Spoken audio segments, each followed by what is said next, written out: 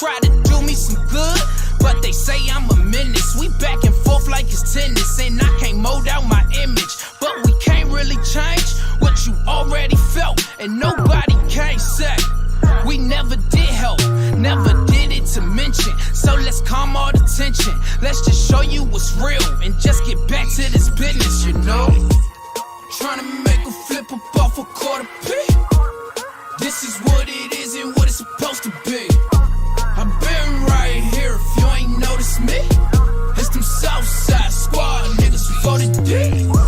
We been right here if you ain't noticed me. We been right here if you ain't noticed me. We been right here if you ain't noticed me.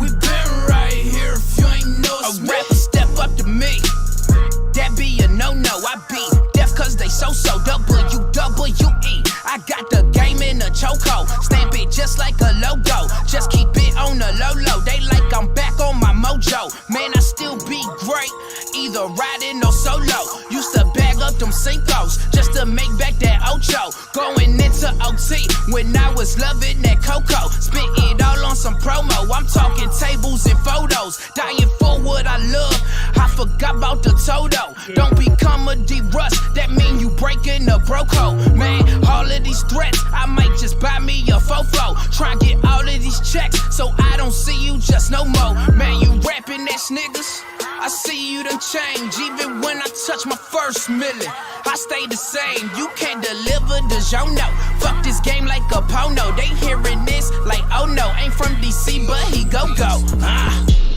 Trying to make a flip up off a quarter P. This is what it is and what it's supposed to be. I've been right here if you ain't noticed me. It's them Southside Squad niggas for the D. We been right here if you ain't noticed me. We been right here if you ain't noticed me. We been right here if you ain't noticed me. We been right here if you ain't noticed me.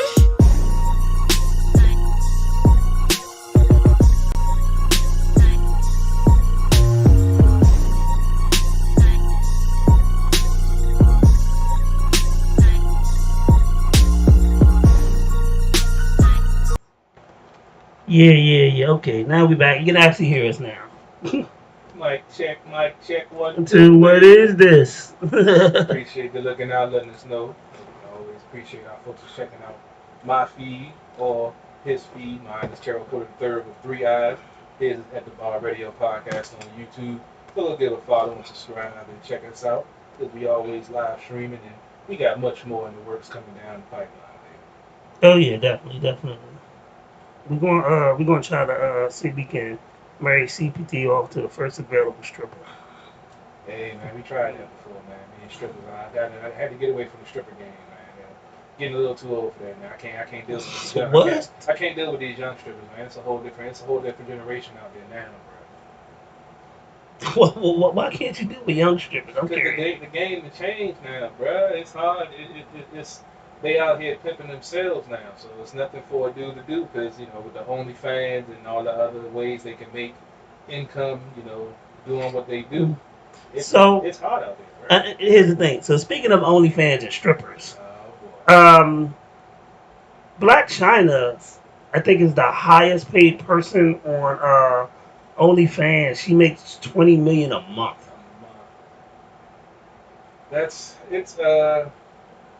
I gotta go back to what my man said. Rest in peace, Pimp C.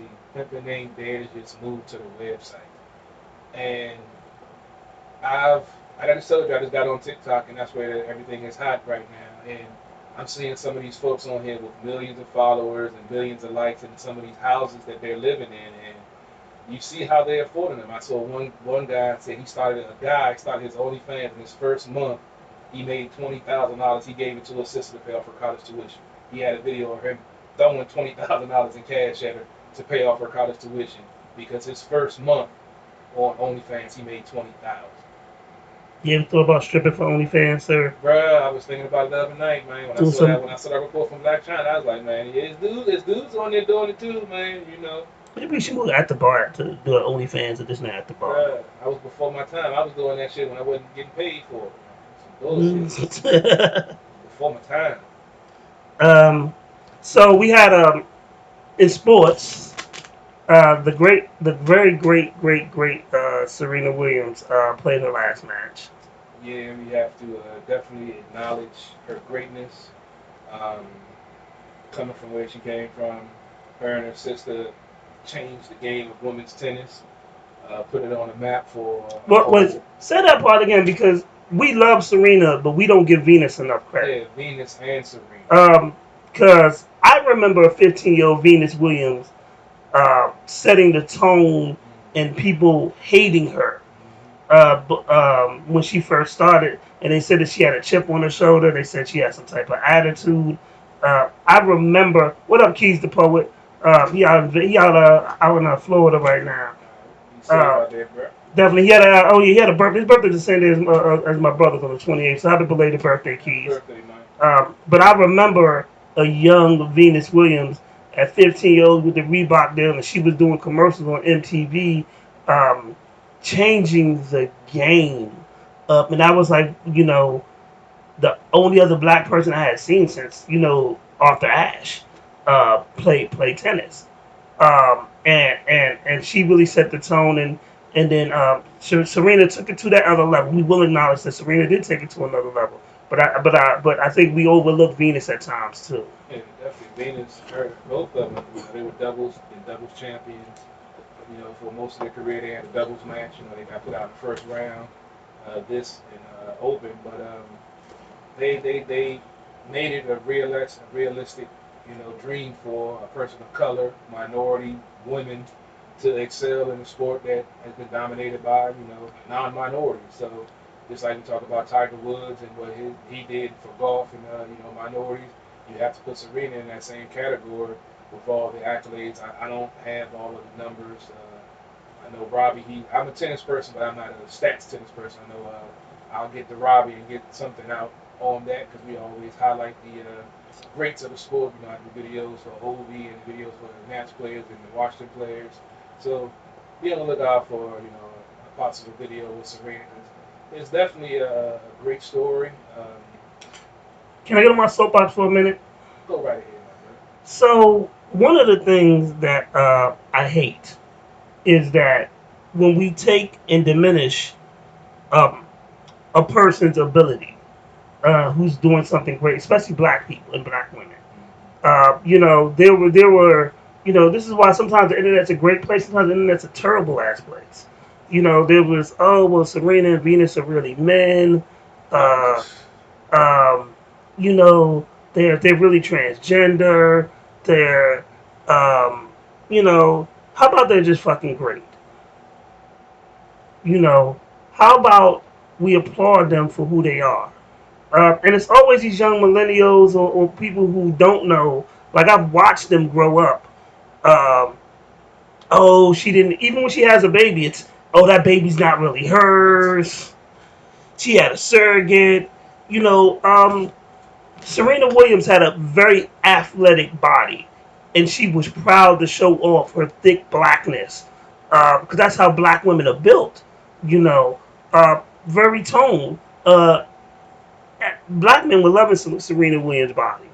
Um, but people in general would just say some of the most negative things.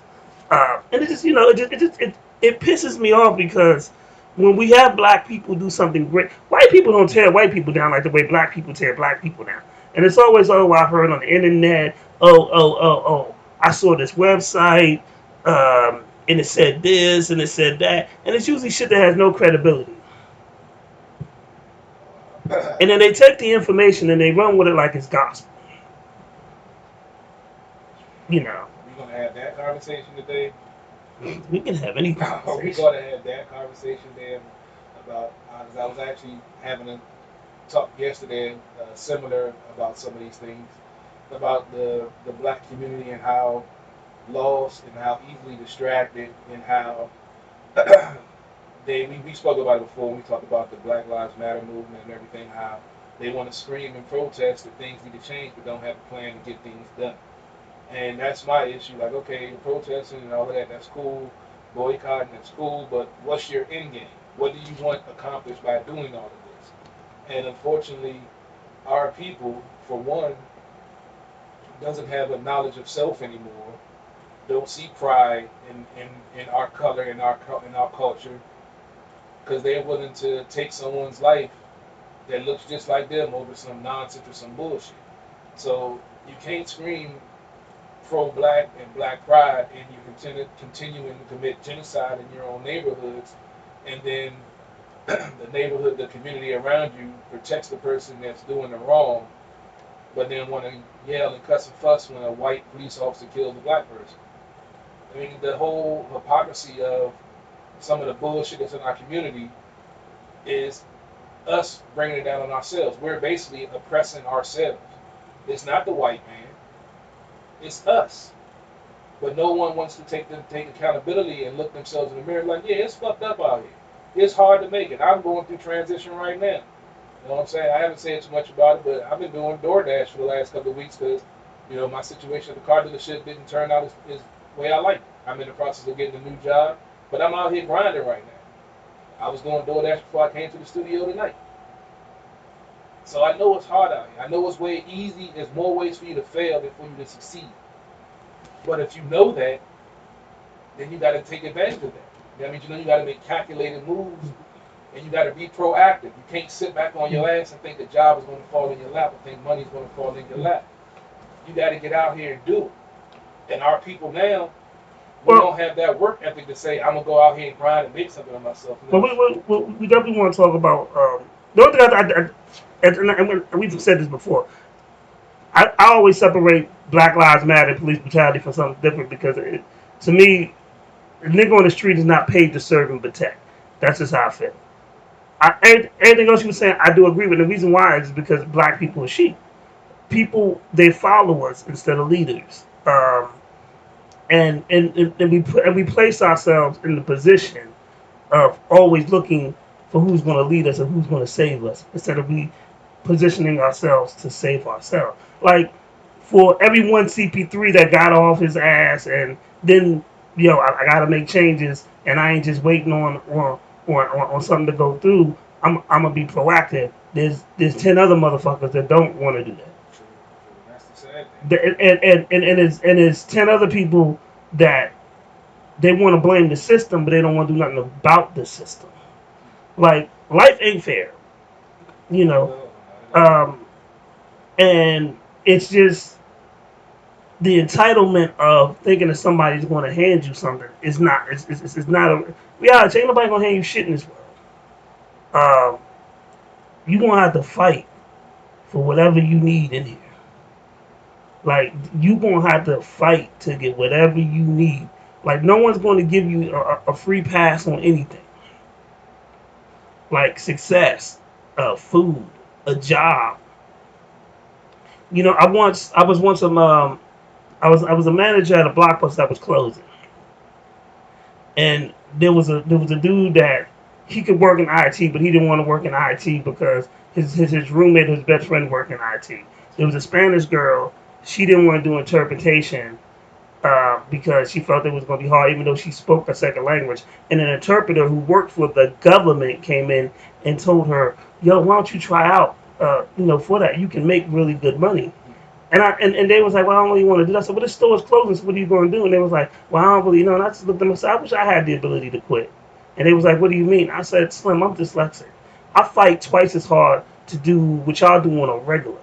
Like, I forget shit all the time. I don't have a short-term memory, but I got to do paperwork every day. I got to remember to order supplies. I have to train myself. Like, what y'all don't understand is like, at the store, if I got to be here at 8 o'clock, that means I'm coming in at 7 because I have to do a routine and just to make sure the paperwork is right. So I get here early just to make sure everything is right. But they just had in their minds the easy route and ready to quit. And a lot of people have that mentality where it's like, I'll just give up. And it's sad because it's frustrating because you want to give up and then you want to look for somebody to save you when you're not even willing to save yourself. No one wants to put the work in anymore. No one like when we were coming up, they always spoke about how the generation before us, the jobs that they did, the manual labor, the hard work for the minimum wage that they were making. That generation was so-called tougher than ours because they had to work harder to make less. And then now, looking at generation beyond us, they're, hate to say it, even softer than our generation because then we started having computer jobs and they took the trades out of the schools, started pushing the college agenda. So you have more folks making a living doing, cushy jobs instead of out here, manual labor, HVAC guys, plumbing guys, electricians, contractors, construction workers, stuff like that. So now these folks now in this computer age, and they see like we talked about the OnlyFans and the YouTubers that's making millions of dollars just by doing dumb videos at home or have a following that can subscribe to their stuff and advertise and all that. So they know that there's a better way to make money than go out here and be hard worker putting in 20 years for a company, then you retire to give you a bullshit uh, fake gold watch and some bullshit pension, and you ride off to the sunset till you die and shit. Now they see that there's other ways that you can survive and be wealthy if you find the right algorithm on social media, and you find the right audience, and you do the right thing when you go viral. So the work ethic isn't there because they know the structure that we came up with, that we grew up with, 8 40-hour work weeks, 20 years on the job, retired, yada, yada, yada. That's not the way. That's not necessarily the way anymore. So I can't really fault them for their lack of going out there because now they see that the whole structure and American dream is kind of bullshit. Well, here's the crazy thing. Not even on a color thing. So Bed Bath and Beyond is closing 150 stores. The CFO from Bed Bath and Beyond, I was just reading this, um, committed suicide after they announced they were closing so many stores. Yeah, that's a lot. That's a lot to weigh on a person's mind.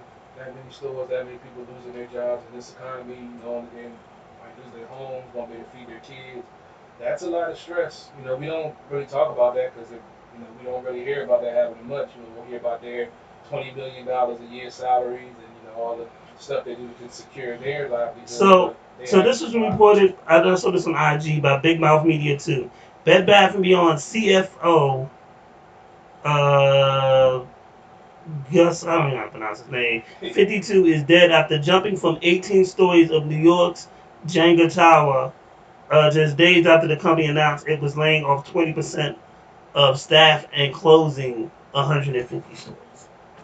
Um, and one of the things is that's why I got out of retail because it was a dying business 6 years ago, actually 10 years ago. The rise of the smartphone and Amazon Prime and stuff like that.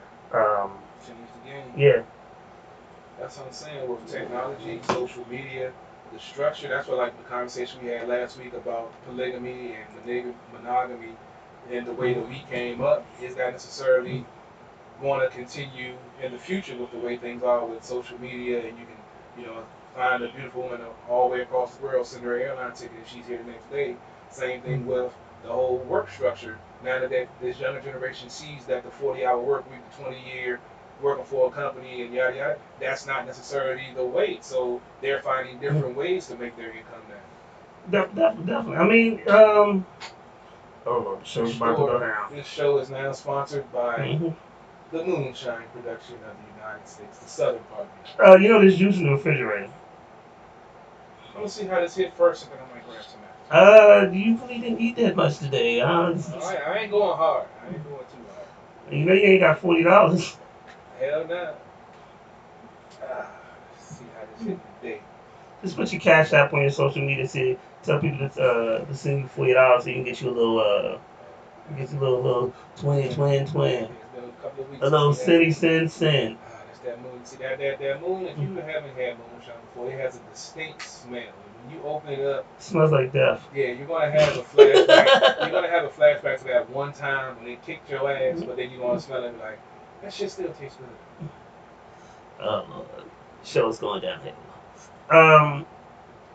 So, also before we was going on there, we were talking about this before we went on the air. So Kodak Black, he got upset at at the Made in America festival um, because he was late and then they didn't allow him to perform. For those that don't know, the Made in America festival is Jay-Z's festival um, that he's been doing for almost I think 10 years, over 10 years.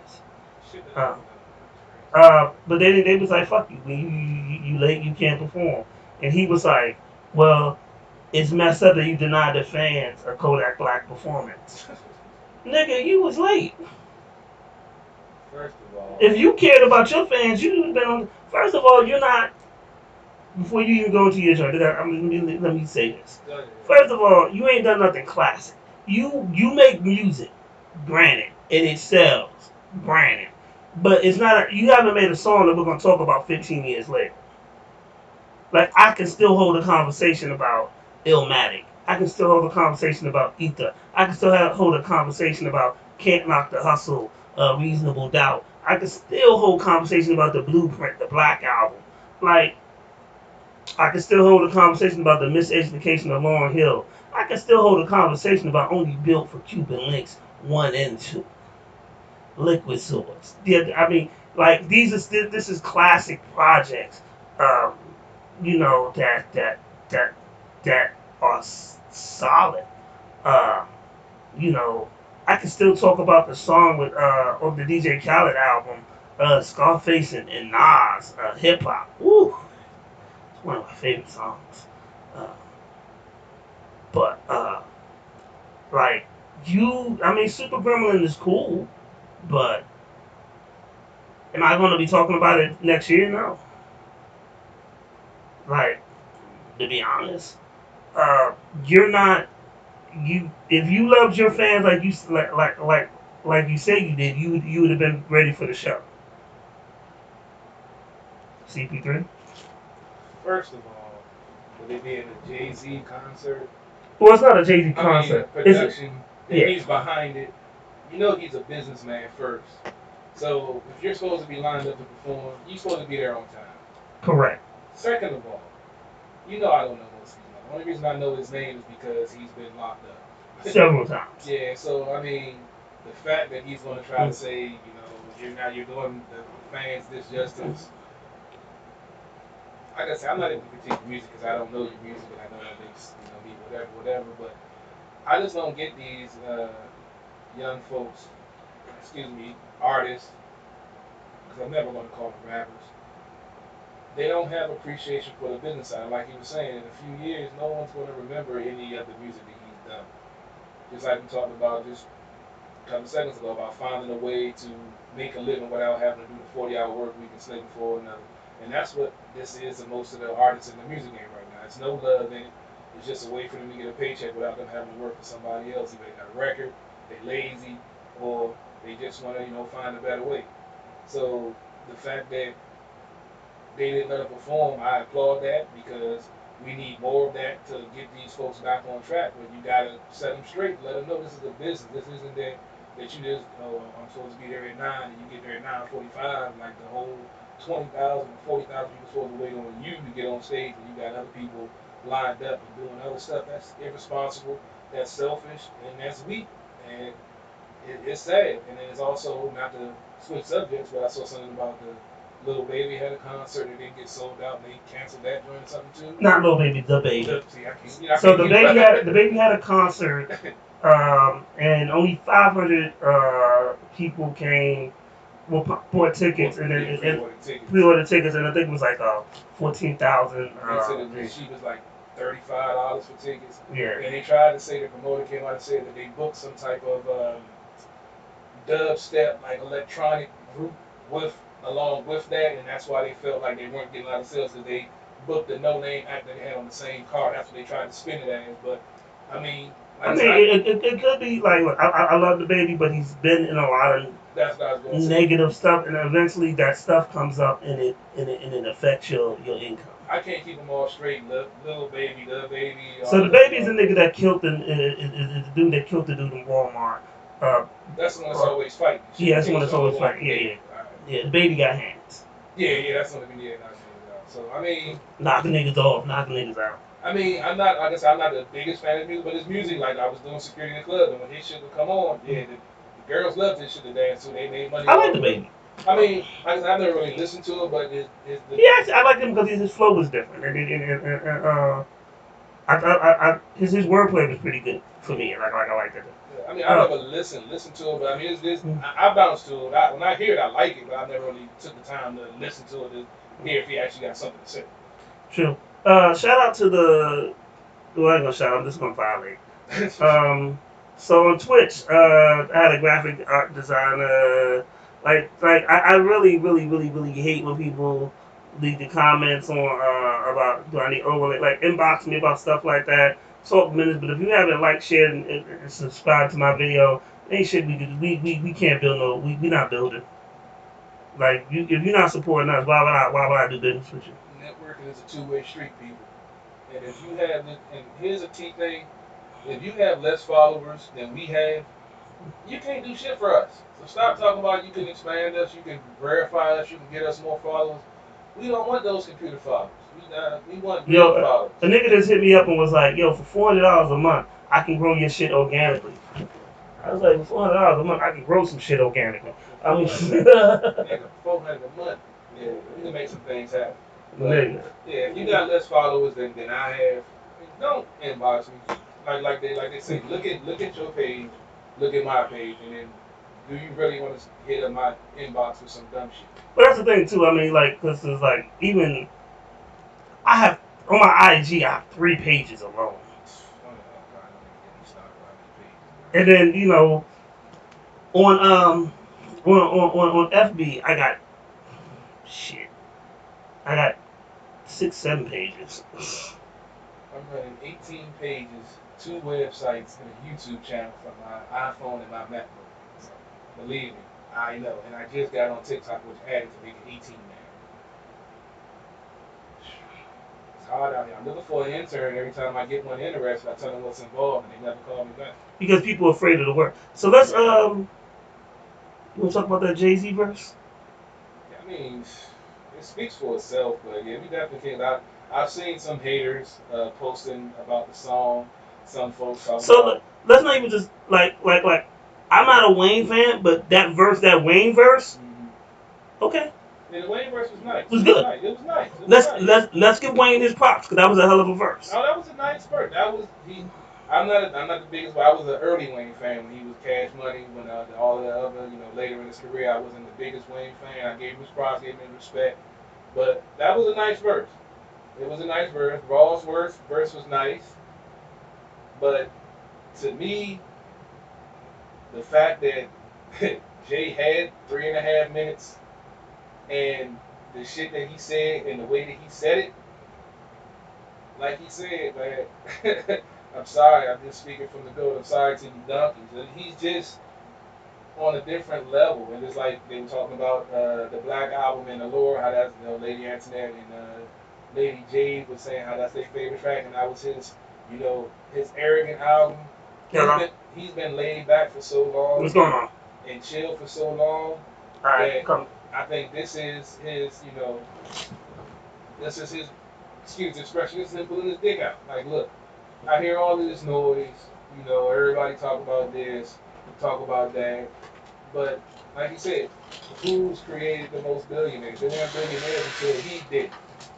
And he got 3 in his clip. So, like I say, Wayne's verse was nice. It was nice. Raw's verse was nice. It was nice. But I'm sorry, compared to Jay's verse, the corner boys with the corner office. I mean, he makes you think. He's spitting some real shit. And he does it on one take.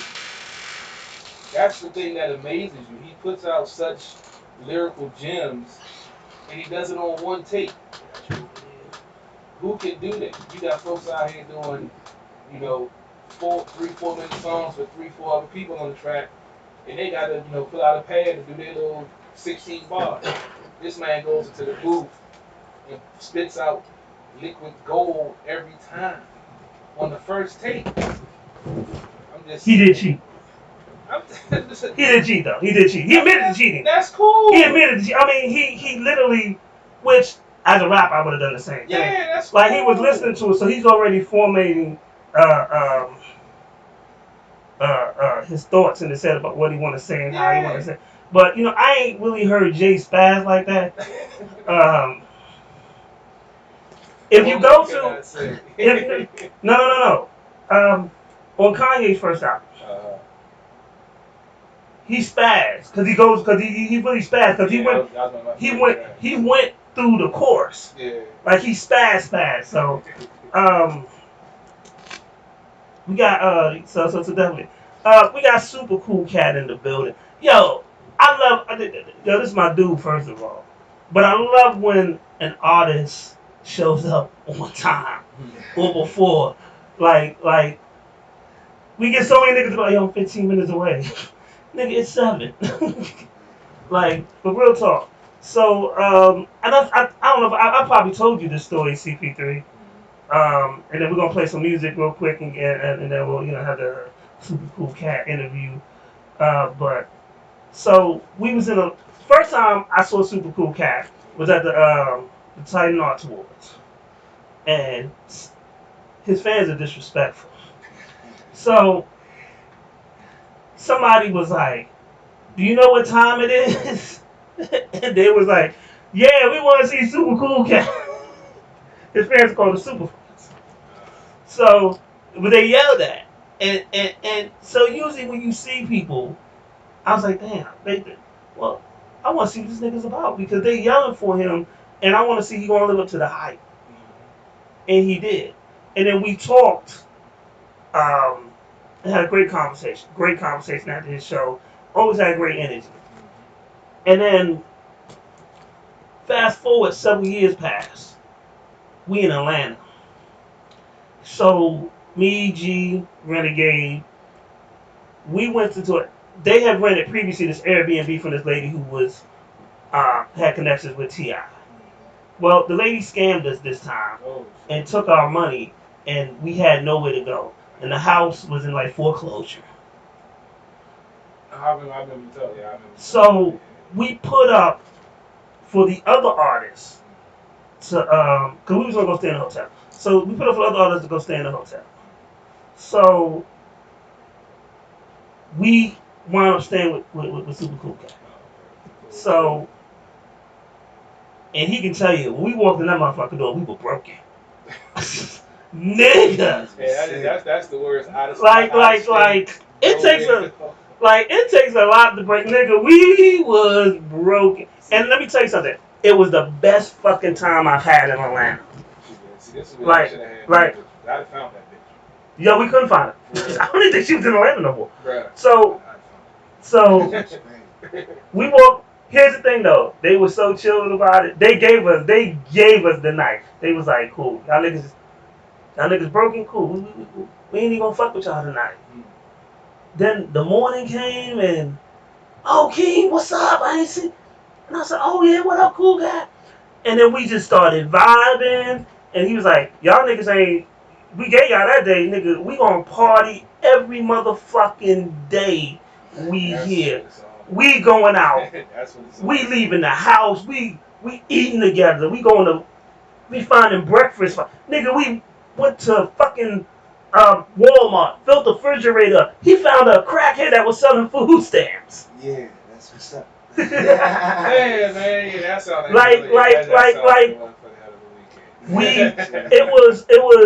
it started really rough. But that's how it be sometimes. But I appreciate his spirit because he was like, yo, it is what it is. This is what he told me. He was like, yo, we can't do that. He's like, dog, you here now. Yeah, we can't go back. Look, the house is gone. The money gone. It's Friday. You ain't got no job. But we here. And then all his peoples he had was embracing. And they was like, yo, we here. So let's not think about what happened yesterday. Yeah, Look forward. And nigga, we was up there for like almost damn near, I think, I don't know, almost a week or something. We was there for a couple of days. Man, every day we was bringing bottles and we was getting fucked up. But it was so like. I ain't been down that in a while. That's my second. Oh yeah. But it was so much fun, like, nigga, and I ain't had that much fun sleeping in a fucking chair in my life. That's how it be, man, bro. That's how it be when that fucked up shit happens and you out of town, and it turns out to be that's how it goes sometimes. So the funniest story is the only time that we worked together because I had to help George set up the stage, and I think Renegade was with him for a little bit, and so the dudes came in and they was like, "Yo, we don't pay to get in." I was like, "Who told you that?" You ain't on my list, nigga. You gotta pay. Well, that's my artist. I said, I ain't got nothing to do with that. So they surrounded me. So they looked at me, and I'm like, I don't give a fuck about that, nigga. You still gotta pay. So, but here's the thing, though. The thing is, people, you never know who people with. So another dude I was with was like, Jason was there, and he was like, "Why y'all surrounding them? What do you ask y'all to do?" He said, "The pay." He said, just chill. And then, so they decided, and they wound up paying. But literally, right after they paid, these niggas walked through the door. And I'm thinking to myself, well, I don't even know why y'all surrounding me, because if I already know who's on the way. Renegade's on the way. Super's on the way. They walk in, they see me surrounded, they're gonna be like, "Oh no, ain't no word. Nigga, we was too fucking deep, even in Atlanta. Like, nigga, the building was half the building was at our house one night doing a cipher. Like on some real shit. So, like, Super would have rolled up with like 7 niggas. I remember that. Yo, and they probably would have just went in the center. They probably would have just surrounded them without even, like, dog. It ain't even that serious. Like, first of all, don't act like I hate broke niggas that act like they got big money. Don't act like that's the real shit right there. But like they surrounded me, like I was gonna be like, "Oh, you can come in." I was like, "Nigga, you still gotta pay." I never understood that. Like, I never understood the dudes that's like that's crying about $20 and then But they got that. And they rap a whole song about finances. It bothers me. Hey, move the mic a little closer to you, Super. That's don't get me started. He didn't tell you. So Super's in the building. I've been on my soapbox about that but many times. I used to DJ for a lot of these local events, so it was crazy. Like before I ever even just was like, all right, I'm just going straight to the music. But I was DJing, so imagine all the things that y'all hear from these dudes. The $20 to get in, you know what I'm saying? But you have 0 fan base.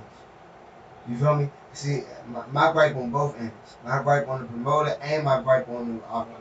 You know what I'm saying? And I used to do security, so I used to be at the gate dealing with the same shit you have to deal with, so I already know. So if you don't have no fan base, you can't expect to perform for free. That's true. Because you're not bringing no type of monetary nothing to the club or the establishment at all. You know what I'm saying? But if I walk in now as a promoter, if you got 10 people at your show, and me as an artist, I walk in with 10, we should have a different conversation, I think. Yeah. But one thing about Super is, I'm going to adjust this camera in a second. But one thing about Super is this that I really fuck with is, so, there's people, when At the Bar comes on, like, one, Super sent me, I got so much fucking music from Super. He always sends me music and stuff like that. I even got his video up on here. But Super will tune in just to support. You know, so sometimes I'm like, "Hey, that's super cool, cat." Yeah. You know, boom, boom, boom, and he'll actually be part of the conversation. Just even when, not just because he's getting interviewed, he'll support regardless, and because he's real about that. So I appreciate that. Right? That even makes me fuck with him even more.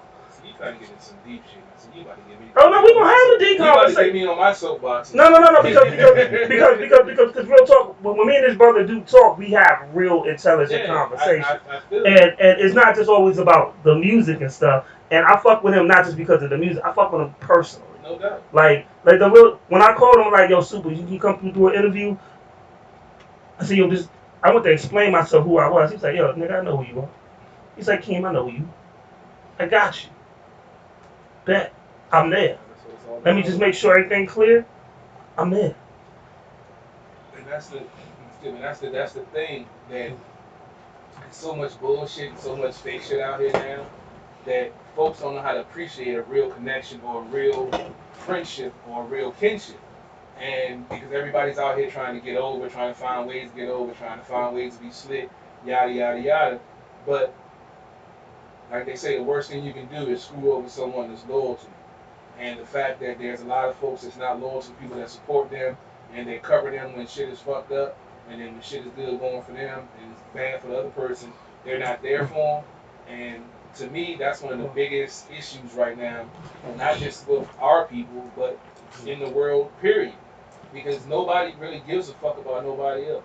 And then the select few that do, 9 times out of 10, they get in a situation where somebody sees that and they use them and abuse them and take advantage of that because they're trying to be a kind soul and trying to look out for their fellow man. So everybody got to look themselves in the mirror, man. You know, it's a lot of bullshit and fuckery going on right now. That's why I said you want to get into some real shit. You bring up I some mean, real topics.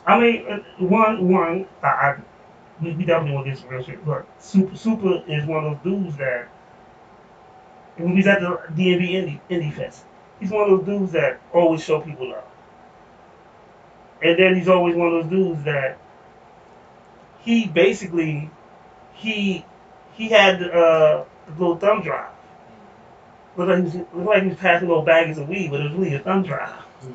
Might have been doing both. Might have been doing both. Of his music. But here's the thing. Wow. And here's the big opportunity people missed. While we was having casual conversations in the parking lot, I'm watching Super. Guess what he's doing? Networking. Say it again. Motherfucking networking. So even if you might have just been walking through the parking lot just because you cut through somewhere. Guess what you would have got? Got a card and a flag drive. Exactly. And that's I wasn't what. even there, but I know. but that's what Super brings to the table. No doubt. Like a lot of people could talk about they bring a movement and they ain't got a movement. But Super got a movement. Super got music. He just finished working on a video.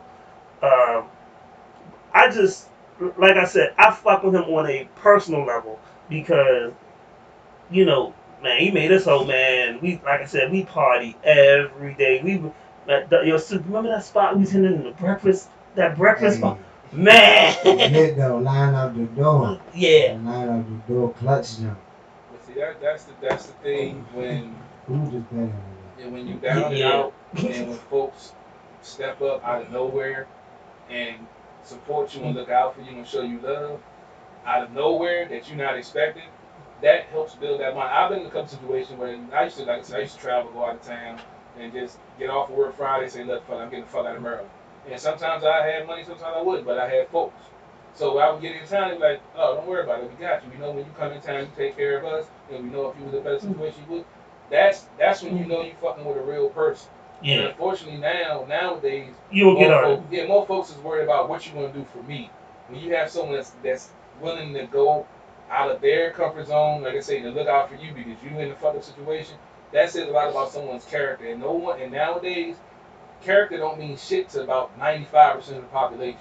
But when you find that 5% that does actually give a fuck about morality and character, you gotta form a bond with them because they're few and far between.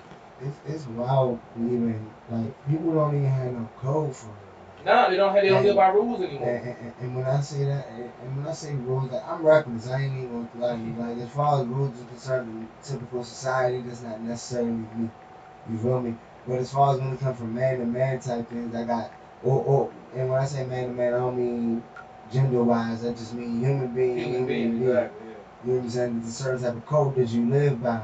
And nobody, the Bible didn't have to teach me right or wrong. Certain things just make sense, other things just don't.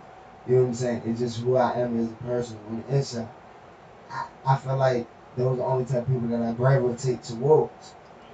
and I can figure that out very fast. No, yeah, it's real easy to see. Yeah, It's I, real I easy can to figure see. that out very fast. So if I do develop an attachment, you know it's genuine. You know what I'm saying? If we are having a conversation, I'm reaching to figure out what's going on. But if we have a further conversation, you know that that's genuine. No doubt. You feel me? I ain't gotta pretend for nobody. I don't owe nobody no money. You know what I'm saying? You ain't got a lot to kick it, Craig. You understand? Yeah, I feel you. It be a lot of people that just, like you said, not a kick it type. Bruh, I don't, man. I've been in the sports media. Yo. Real talk. This is why how the world is such a small. Alexis, shout out to Alexis from Limelight Management. Ooh. She just hit me up. She's like, yo, you interviewing Super Cool Cat right now? I just saw his live. I I was like, can yeah. tell you what's up, but I didn't want to stop you from talking about that. I was like, yeah, that's my folks, you know. So, you know, shout out to Alexa. She's doing good things. Shout out. Definitely, if y'all need a plug, definitely holler at her because I ain't gonna put a business out of this, but she's in talk. She's always doing big things, but she's in talk about doing something even bigger. So, you know, just you know, network and grow with her. Also, if you do contact her, make sure you have a budget. Yeah. Real talk. It starts with a B and ends with a T, and it's crucial for what you're trying to do. Definitely. And Free invest work in. ain't good and good work ain't free. No, Good, yeah. bruh. Say that shit again, bruh. Free work ain't good and good work ain't free. You understand me? Shout out to you $50 ounces of OG ass niggas. Yeah, Hey, man. Sometimes you gotta do what you gotta do, man. Sometimes you gotta do what you gotta do. But yeah, I feel it. That's wild. But so one time we had this performance Super, and I had to tell this nigga because we had the webcam joint, and I had to set up for we was at the joint out in Maryland, and I was like, yo, Super, nigga, you bouncing around the motherfucking stage, nigga, stay right here to here. This is your lane, cause Super be all over the fucking place. You be feeling it, man. Yeah, nah, not even that. I mean, I feel like you were like you said, yeah, feeling it, but I also feel like my whole gimmick. You see, I put the quotes up. You know what I'm saying? My whole gimmick is I'm a man of the people. So when I perform, I like to be with my people. I like to feel your energy. I want a mosh pit style performance. I want you to be able to feel as close to me as you possibly can, for as long as I can possibly do that. You know what I'm saying? It's a beautiful thing, man. Yeah. So that's more so what I'm feeling Definitely. See, it's hard for me to interview him because it's like we have conversations. I mean, it's just like a regular conversation. That's with me. cool. I mean, there's nothing, You there's know? nothing wrong with that. You know, having a good conversation when you can talk. When you start off talking about one thing, and the next thing you know, you like you on a whole different subject. So she's like, "How the fuck did we get here?" Like, I don't know, but it's a good conversation. What So first of all, let me extend my my hot. You want a glass of moonshine? Glass of moonshine. God damn. No, you got a gallon, my nigga. Jesus, yes. I just cracked it. Let's do it. That North Carolina, that North That Kakalaki. North Kakalaki moonshine. Yeah, North Carolina. So what happened was I was going to go to the liquor store yesterday to go get to go get a nice bottle that we could all relax and share. I've been drinking Jameson since like 12 o'clock. Oh, I don't know. So one of my dudes that I work with, so he was taking me home, and he was like, "Oh, here." And the way it was wrapped, I knew what it was, and I was like, "They trying to kill us. This is a whole thing of moonshine." Thank God I ain't gotta drink this shit alone though. This shit is hitting on point right now. But I got some juice.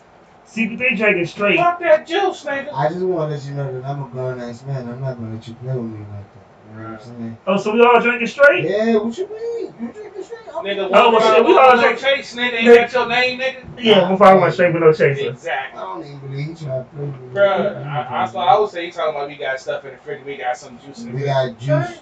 You probably gonna bring me like some fruit punch or something too, what? Yeah, well, there's some You mango wild, punch. you wild, you I got wild. some sweet tea in that You motherfucker. know That's how it is. I that got guy. some sweet tea in that motherfucker. You know what? He talking about you might want. Nigga, I mean, you know. we ain't got Lady Antoinette here. Hopefully the strippers be on the way. Man, we having a good time, man. We got the moonshine. Strippers and moonshine. You know what I'm saying? Anything can If happen. you keep saying that, you know, lady, I know she gonna pull the fuck up like, you know, strippers coming in. Did you say money? They lucky out in between jobs right now. Cause it'll be on and popping. Lady Antoinette, you lucky. Had this bitch on OnlyFans and making some big money. I work for me, you can work for me too. You know what I'm saying? Shit, I'm like, give me an OnlyFans, 20 million. What she had, 20 million a month. Black China make If I 20 could pull million a down month. 10 G's, I'd be happy. I'm Nigga. So super real quick before I hit this commercial break and get this moonshine started, because I'm gonna play some music. I already started, baby. Give me your top 5, man. What's your Mount Rushmore? My Mount Rushmore rap. Yeah. Wow. I'm a classic guy. I'm gonna go Biggie Pac, of course. Kanye You know you're the first person to put Kanye on the Mount Rushmore. will be on my Mount He deserves to Rushmore. be up there. I definitely think He that. deserves to be up I mean, one he deserves to be up. Think about Watch the Throne, right? Think about that album that he did with Jay-Z. Listen to every song on that album. Who verse you wait for? Jay-Z or Kanye? And I'm gonna stop the argument there. I there. was gonna say Kanye is a lyrical. And I'm not saying that he's better than Jay. I'm just saying that that type of comic relief rap or that type of relaxed rap, not just comic relief, but it's relaxed. That type of relaxed rap you all. is needed. He's his own person. Anyway, so yeah, Kanye, Jay, and Kendrick. Kendrick. So I'm trying to get into Kendrick. Okay, I got a question. Kendrick or J. Cole? Kendrick. Cole. Because J. Cole, in my opinion, J. Cole, he's very, very lyrical. He holds up with Kendrick lyrically, but Kendrick is a little more animated, a little more entertaining. He's a little more diverse. You feel me? The diversity for me is the only separation. I feel like J. Cole can become a little What is the thing though? Not even redundant, just a little. The energy's redundant. Well, the thing about that is, when J. Cole did try to go diverse, they went to one way when he first came out, and then because when J. Cole first came out, like I bought that first show, I was like, this shit garbage. Mr. Nice Watch and all that other stuff. When he wasn't being J. Cole, he was being. But then when he came back with I Let Nas Down and the other stuff, and then the LP was it Forest Whitaker Drive or something like that? Forest Hill Drive. Forest Hill Drive. That shit. That joint was like that. Yeah. I mean, I said I fuck with Cole. I don't wanna, if I just had to, you know what I'm saying, better hear Kendrick or Cole, who you picking Kendrick? See, I'm trying. See, I'm more of an old school hip hop head. I rarely listen to anything beyond 2005. So when I'm trying to, open up to this newer generation, J. Cole, because I'm a Rick Ross, Jay-Z. Jay-Z's my dude. I'm a Rick Ross, Jay-Z, and I've been listening to more J. Cole because he's been on a couple of tracks of Benny the Butcher and joint with Kanye. I think there's a couple of joints I listened to. And J. Cole is starting to grow on me. Kendrick, I listened to the joint with him with a dude from Clips. Pusha T. I love that joint. Yeah. So Kendrick is kind of growing on me, but I guess I could say I'm more of a J. Cole fan because, like you say, the lyrical aspect of him, I haven't listened to a lot of them, so I don't really see him boxing himself in that same genre. Yeah. Kendrick is definitely more animated, and I'm definitely trying to get in because I hear those two are the most lyrical that's out there. Like I said, I'm a Rick Ross fan. I got a sleeper for you. Who that? Joyner Lucas. Who? Joyner Lucas. Ooh, yeah. Joyner Lucas. You gotta look him up. I got a sleeper for you. So he did that song, I Want to Be Like, well. No, man, not even that. But like that song. I'm not a racist. Okay. I remember that joke from Facebook. I'm not racist. That was perfect for the time period that it was released. Yeah. But like Joyner got some jumps. Like on top of the fact that he directs his own videos too, and his videos actually are like painting the story of his words. Yeah. My man did a freestyle for 2 minutes and then did it in reverse, and it still made sense. That's nuts. True. I'm gonna tell you like this though. You want some lyrical shit? That's crazy. I'm a big Kanye fan, but you know what I was fucking with though? I was just listening to it the other day, and it's an old joint, Sci-Hi the Prince, No Dope on Sunday. Yeah, Sci-Hi. That's my name. That's the thing, man. There's so many different variations of lyrical. There's so many like, and it's been since the beginning of rap. You feel me? Like, what's rap? How old is rap right now? What? 48. Same age as me. That's crazy. You feel me? So you trying to tell me like just look at the evolution of it, and that's what I feel like a lot of people don't understand. I don't care what nobody said. A Big Daddy Kane was legendary for his time. Yeah. But if a Big Daddy Kane had an issue, well, not an issue, was just put up the back with a lot of these new dudes. I'm talking about like, I mean newer legends. I'm not talking about new young rappers. I'm talking about newer legends. You feel me? Like if a Big Daddy Kane had to go bar for bar with a J. Cole, ooh, That'd be nice. Okay, ooh, so you said the key word evolution. yeah, the evolution. To me, evolution means you're improving and getting better. It gets better. I don't consider this generation of rap better than what. But we wait. He But didn't. if I pick- He didn't say this generation. But if I pick five, if I had to pick a top five of older rappers that came out within the 90s, and I had to pick a top five that came out after 2000, within the 2000 to 2010 gap, just that decade, I'ma win.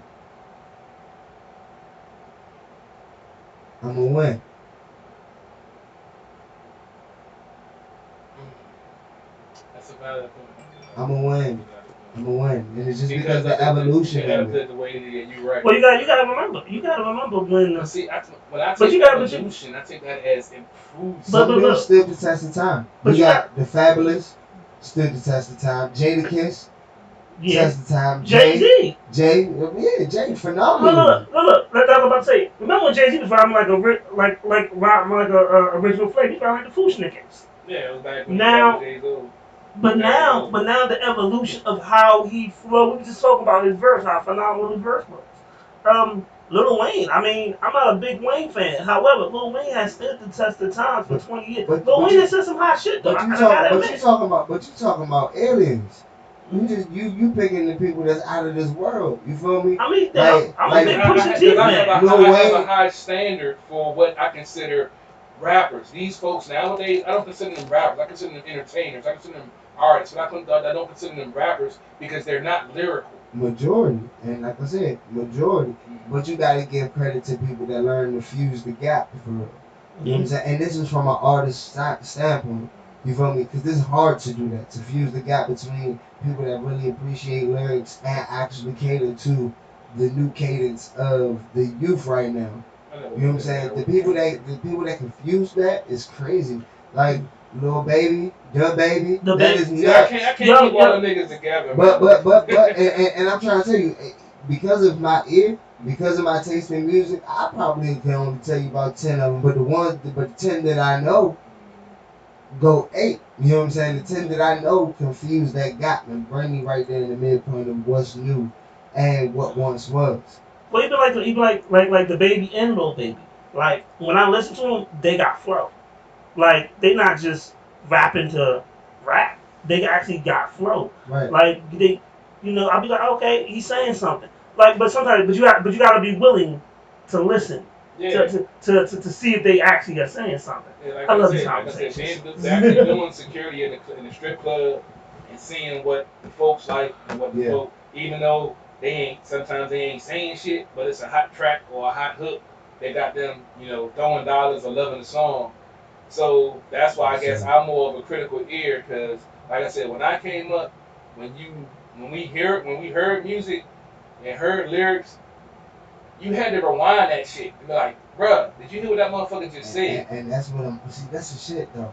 Like I love that mindset. That's where I'm at with it. That's when they ask me where does my music gauge or what's my issue. That's what I'm going for. I'm going for that gap I'm talking about. Yeah. You feel me? Because for me, bruh, I want you to pause that shit and be like, what the fuck did you say? Or you hear it again and then you quote the second part of the double entendre and it's fucking you up. You feel me? I wanted to hit you like that because I was a poet before I ever was a rapper.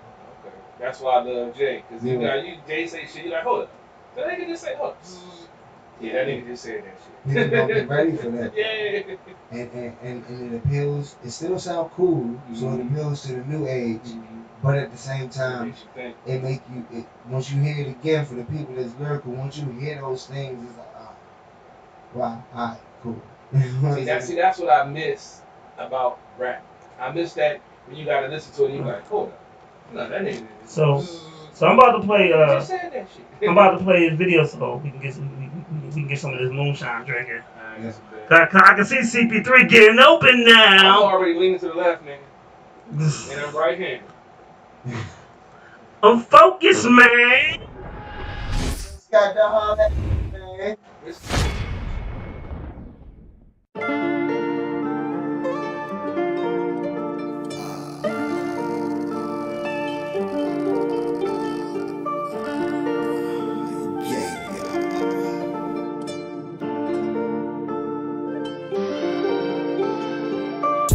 Fuck is you talking about, boy? I'm a ride. Since day one, I've been about mine. Rest in peace to the real ones that die.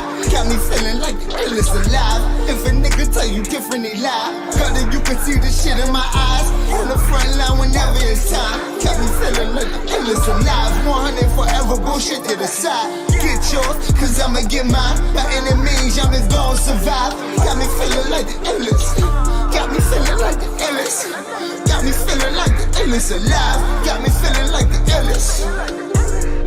Boy, I'm a dog, let the crow my dog. Did you kill my dog? We don't have no leashes, so shit can get greasy if you get the geek. And it's stick like a flatbro, so pleasure allegiance to me. I've been working on fighting my demons, but they keep haunting me in my dreams. They say it's money outside, and you in here sleeping. I rush back disturbing the face. See, man, I'm up right now, but you had to be down when my niggas was down just to see what I mean. On the scene for you niggas to see what I see. Unthinkable things that I've done for this cream. Cash rules everything around me, especially in the gutter where them fuckers found me. Have a nigga put cash on that, that's a bounty. I be quick to pick it up like bounty. Fuck is you talking about, boy? I'm a ride. Since day one, I've been about mine. Rest in peace to the real ones that die. Got me feeling like the illest alive. If a nigga tell you different, he lie. Cause you can see the shit in my eyes. On the front line whenever it's time. Got me feeling like the illest alive. 100 forever, bullshit to the side. Get yours, cause I'ma get mine. By any means, young is gon' survive. Got me feeling like the illest. Got me feeling like the illest. Got me feeling like the illest alive. Got me feeling like the illest. To the niggas that really know about me, know the game wouldn't be the same without me. I've been putting in big work out in the county. In the district, you can get it for a bounce fee, but the best thing you can do for me is doubt me. Cause you niggas always running at the mouthpiece. I don't want none of you friendly niggas to scout me. You heard about me, but don't know nothing about me.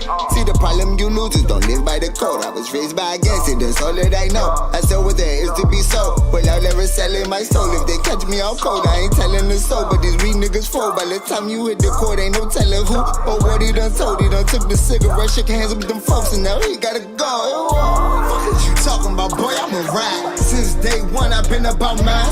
Rest in peace to the real ones that die. Got me feeling like the illest alive. If a nigga tell you different, he lie. Cause you can see the shit in my eyes. On the front line whenever it's time. Got me feeling like the illest alive. 100 forever, bullshit to the side. Get yours, cause I'ma get mine. By any means, young is gon' survive. Got me feeling like the illest. Got me feeling like the illest. Got me feeling like the illest alive. Got me feeling like the illest.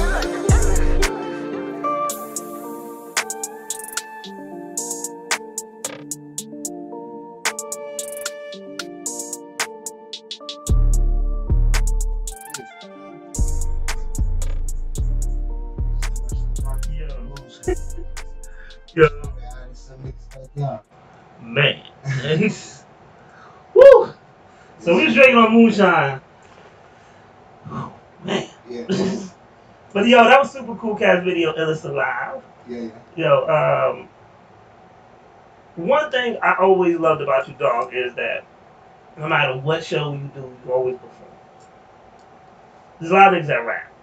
You perform. You give- Awesome, man. You know. 5 or 5,000 we can put on the show. For sure. 5 or 5,000. I done been at the smallest of venues to the biggest of venues. And to me, it's all the same. We gonna enjoy ourselves. And everybody that enjoy what we doing, gonna enjoy it too.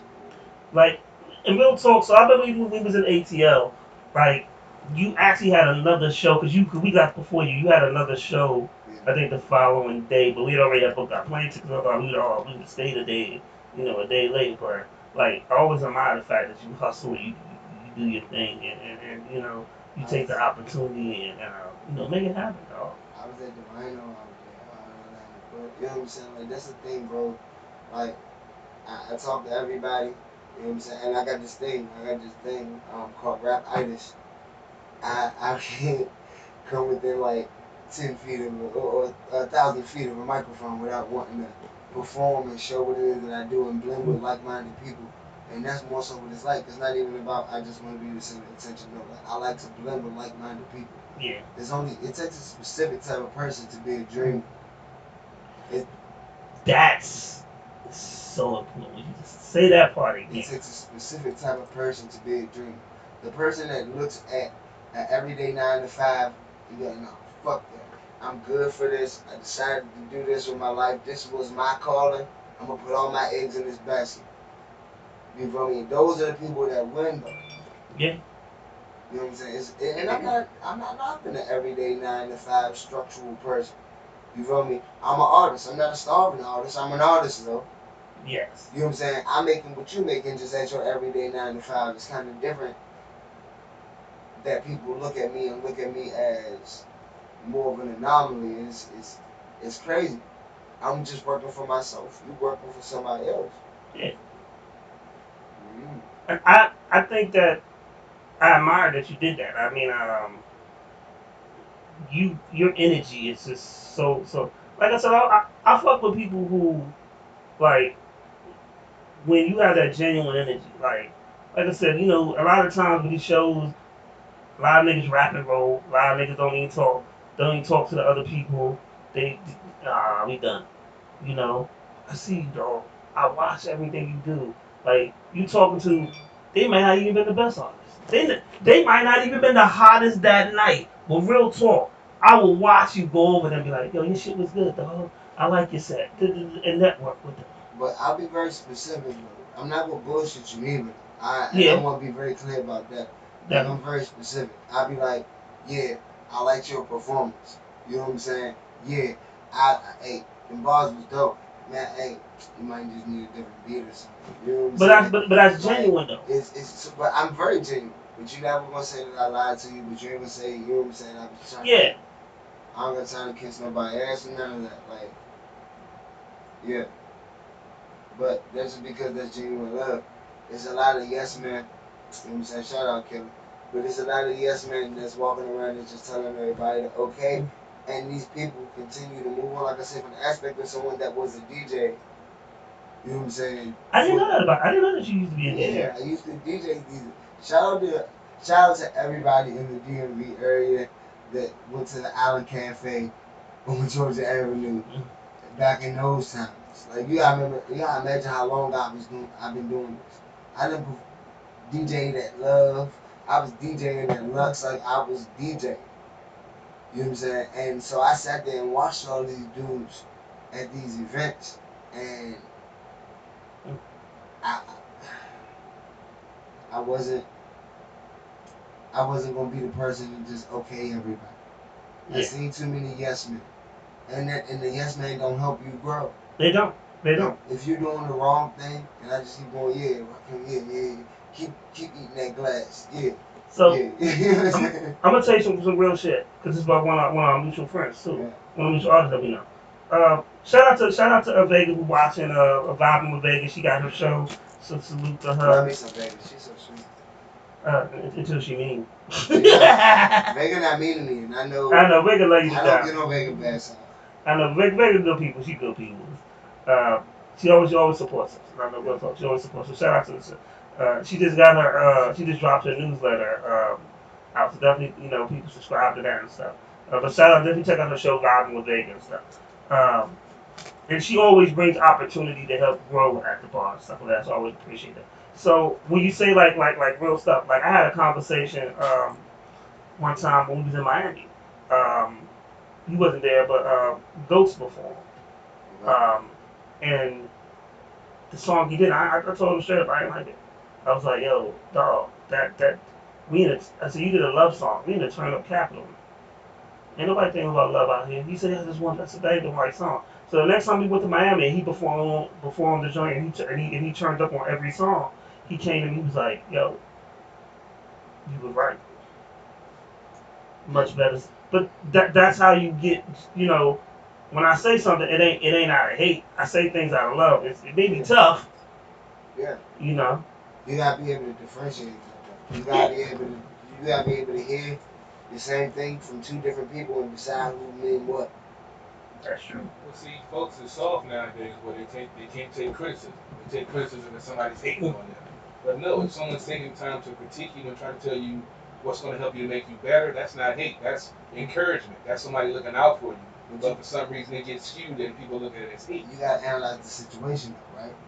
As an artist myself, right? Let's say me and blah blah blah on the same car, right? And there's a competition going on. Yeah.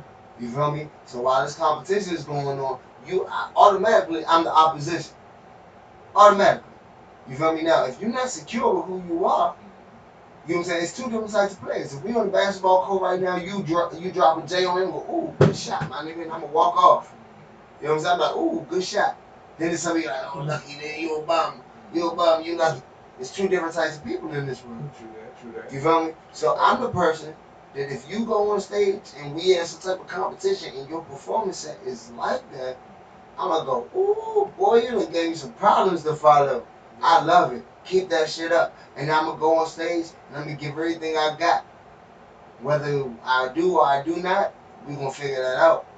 You know what I'm saying? But I'm not gonna do that with the hating on you mindset. There's a lot of dudes that, especially once I become competitive, bro, I got niggas with features that they won't even drop. I feel you, bro. Because they know. Now, at first I would look at it like, damn, why wouldn't you drop it? You wanted a high verse. If I gave you something trash, would you have felt better? Mm-hmm. But I gave you a high verse. I gave you a high 16. I might even give you, you know what I'm saying? Damn. You feel me? Yeah. Why won't you drop this? There's a lot of niggas that ego kill them like that, Dog, man. can I tell you some real shit about? And this happened with Renegade, so I know it done happened, but just about. So a nigga hit me up one day and was like, yo, I ain't put nobody's name out there, nothing like that, but hit me up and was like, yo, I need that Renegade verse. I said, alright, I got you. Send me the beat, I'm gonna send it to him. I sent the nigga the beat, Renegade killed it. They called me back. Man, why didn't you tell me Renegade was gonna kill the beat like that? I was like, That's the part that kills me because they say that. They say, why you ain't, like, how you ain't telling me you was going to go? If I knew you was going to go like that, I would have did it different. I'm going to drop the jump a little bit. Let me go rewrite this verse.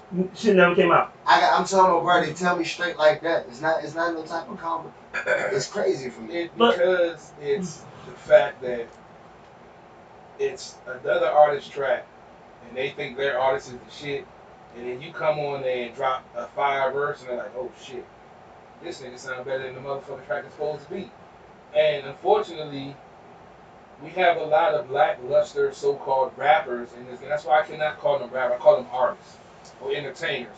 Because if you got a 4-minute track and you got 3 other motherfuckers on there, and your 16 bars don't sound like shit, you can't consider yourself a rapper. You have to embrace the craft and understand what it means and the responsibility of being called a rapper. Jumping on the track with a hot bass line and getting jumping in the club, you know, that's one thing. But to actually have lyrics where, like you say, people are rewinding back and say, I want to hear that, or what that nigga say, these folks don't have that love or that passion for the craft of being a rapper. So I can't honestly put them in that category. That's when folks say, oh, this person is the hottest person ever, or that person's the hottest. I'm like, dude, have you listened to shit beyond your age range before you were born?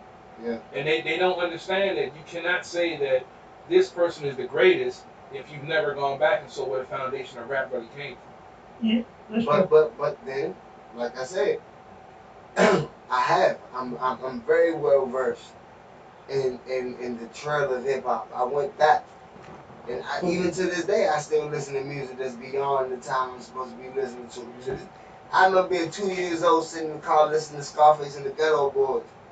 You know what I'm saying? I remember listening to from Scarface and the Ghetto Boys to MC8, the UGK. You know what I'm saying? Like, I'm listening to all while meanwhile, you feel what I'm saying? So I remember being in that part of hip hop. You know what I'm saying? And I loved it. And I fell in love with it at that point. But I acknowledged the evolution.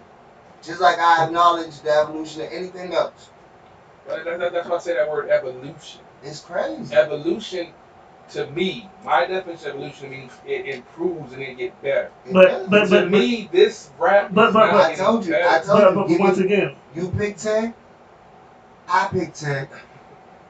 I show you the evolution. when you say like to you, you gotta remember that to you that it's music is. It took a while for me to understand that music changes. Oh, yeah, And I had to deal with and I had to learn from DJs. You know, one of the greatest things I can say is right when Lil Wayne Lollipop came. I was like, we waited for this shit. Mm-hmm. But then when you go in the club, oh yeah, we waited for this shit Mm-hmm. because it's a different meaning. It's music. You can't keep just holding on to UGK. Like there's so many other artists out there. There's so many groups like that's like me just holding on to Run DMC or Public Enemy. No. Like there's so much other shit. Like you look like I Von get- B, by the way, just on the I TV. I don't know. We had that conversation. I just wanted to know. appreciate it. I'm trill, motherfucker. I need to go get a Trill burger though. I do need to go get a Trill burger though. You drive a Cadillac, I don't care what you say. I just had to get rid of my Cadillac. My head gasket went out. I believe it. I don't care. You better get another one. I know. I wish I could. Bro. I'm just mad this nigga said you should drive it. and you used to. I don't care what you say. That's sad as hell. Straight like that. Pepsi is one of my favorite. Rest in peace, bro. I just had a Pepsi segment before you got in here, man. But that's the thing. I understand what you're saying with some of these new artists that you can put them up against some of the old artists and the crowd would love it. It would take over the show. But I always say the same thing. Record sales numbers don't mean shit to me. It means you got a hell of a PR team. Because people are mindless. I just listen and don't really have distinct ear for rap. Like when we came up, Sorry, my brother. It was about a record crap. sales. Huh? I don't. That's the last thing I'm talking about. I ain't Yeah, talking about. but the If mainstream that's the case, we country- talking about Tekashi 6ix9ine if we talking about record sales. I don't get it. Alright, exactly. So what I'm trying to tell you is, fuck that. You know what I'm saying? Because, again, same thing. Evolution. LeBron James is making 5 times, 10 times the amount Michael Jordan was making. If we just talking about record sales, we're not talking about record sales. But that doesn't make him better. That don't make him better. More money. Michael Jordan was making the same amount as Donovan Mitchell right now. So what I'm trying to, and so we relate that to rap music. Listen, bro, I'm not talking about that. I'm talking about the people, the real life evolution of the art. The real life evolution of the art. There's a lot of people that have become the evolution of that. They are students of what the game once was and added their own twist into it and added their own thing into it. And now they are the evolved version of what is now. You gotta remember, everybody from back in the day didn't have their same style. You had some people that was Busta Rhymes fans, hardcore fans. Busta Rhymes is an acquired taste. It's the word evolve. I guess that's the hiccup for me. It's the next level. Because the word to me, like I say, to my definition, Yeah. evolve means gets better. No. And I don't feel like See, no. Let me correct you. Evolve means you change. It doesn't mean you get better. But at the same time, Evolution is change. even by your definition, you can name an artist, and I'll name his doppelganger, but evolve. Jada Kiss. Jada Kiss. That's a good one. Hold on, give me a second. But Now, I know about hold on. Because you gotta think about niggas like Benny the Butcher. I love Benny the Butcher. You feel me? You gotta think about the But Butcher. he's lyrical and he has skill.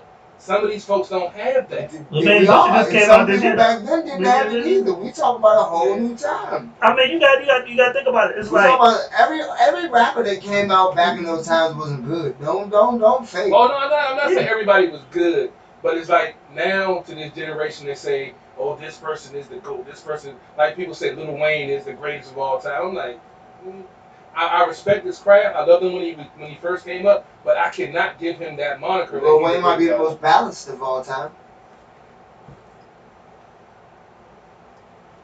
Yeah. Tell me a genre of music that Lil Wayne has not put his finger in whenever the fuck he felt like. That's a good one. He's the most balanced. But I can say the same thing about that for Jay-Z. No, you can't. How not? Well, yes, you can. Yeah. But Linkin look, Park. look who you had to reach to. But see, that's what to me, Jay-Z is the GOAT. Because they. And I get offended when folks say Lil Wayne. But- because but- they don't but- understand the that's evolution from of the Jay-Z. same time period. But here's Exactly, because I'm but, old school. but here's the difference. Here's It's the from the difference. same time period. But here's the difference. For you, Jay-Z's the GOAT, right? Mhm. But for me, Rakim's the GOAT. What? Say something. See, Say it something. depends on what aspect you're looking at. See, the aspect I'm looking at as in the whole overall effect on the hip hop genre. Rakim, I can give him the GOAT as a lyricist, and as he changed the game and made You can give him the whole effect of the hip hop genre, because before when Rakim dropped, and niggas was hip hop, bip, bop. Rakim made complicated syllables. Rakim made structured sentences, storytelling. His flow, like Marley Marl told him, "Why you rhyme so slow?" And they was like, "No, that's what it is." Name a mixtape better than The Dedication.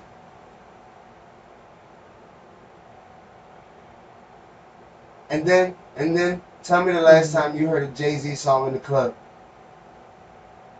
Well, see, I don't hit the club. No, So I'm not really. okay. What I'm not really- song do you think the last Jay-Z song that was club worthy? I mean, some of the joints that he had with his wife, with the nice joint, Tell me. $1,000 joint. Some of them that I have a different ear. But you I'm got not into the mainstream. All right, so skip that Lyrically- question. So let's skip that question. We're Okay. gonna skip that question. Boom. You know anything about the clubs? Okay, cool. We skip that question, right? Who has more of a catalog than Lil Wayne minus Jay-Z?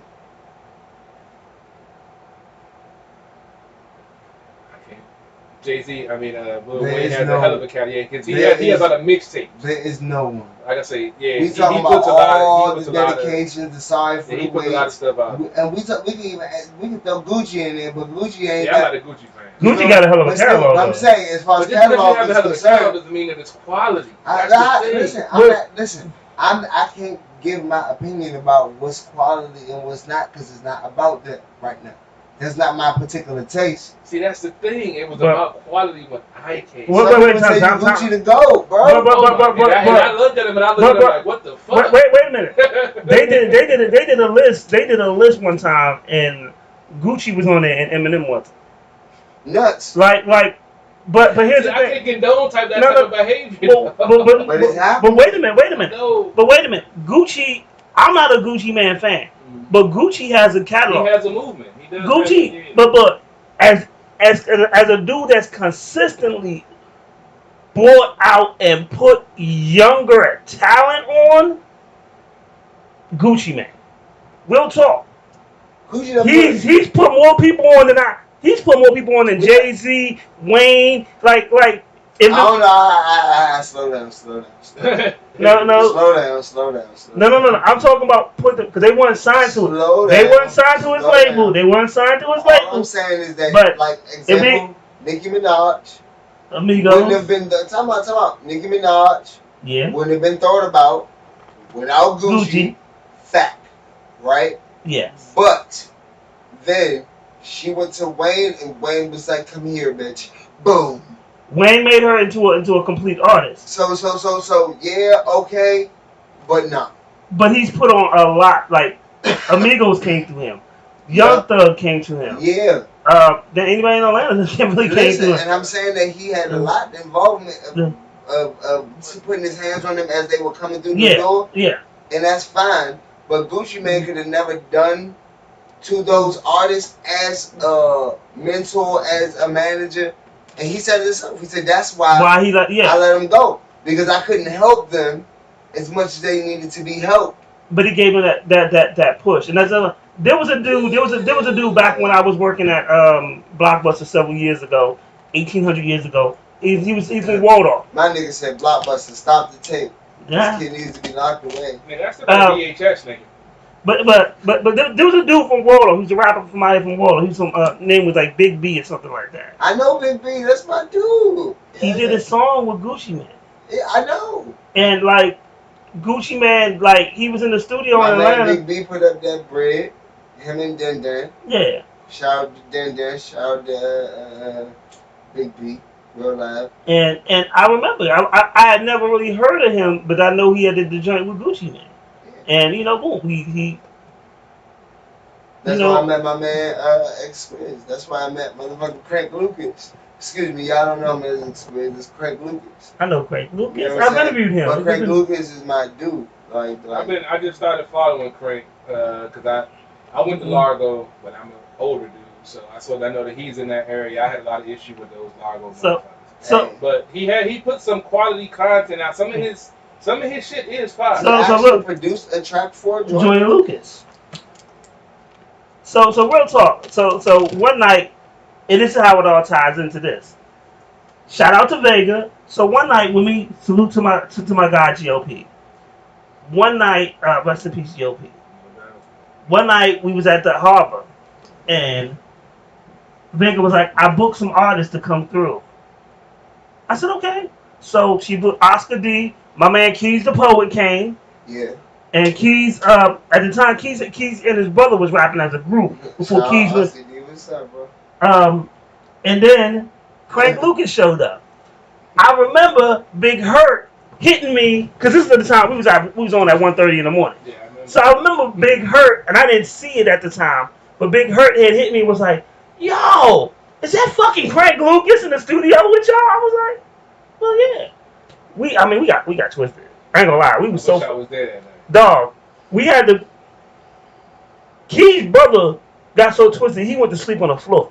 Right. Like, and the show probably went on to fucking 4 o'clock, almost 5 o'clock in the morning. Yeah, Cause the conversation was that we were so fucking twisted that night. Them niggas walked in twisted. We was already twisted, and then we had more liquor. Me and Izzo did a jump produced by Keys. You know what I'm saying? Like then we come from that to me. I've known Craig Lucas since Craig Lucas was X-Squiz. You know what I'm saying? Craig Lucas been producing since I met him about 15 years ago. You know what I'm saying? Like people don't even know. Like Youngin is ill. He like bars wise too. Like yeah. Nice. He I love his skits, solid. man. He wrote solid from that angle of, like I said, that young old head.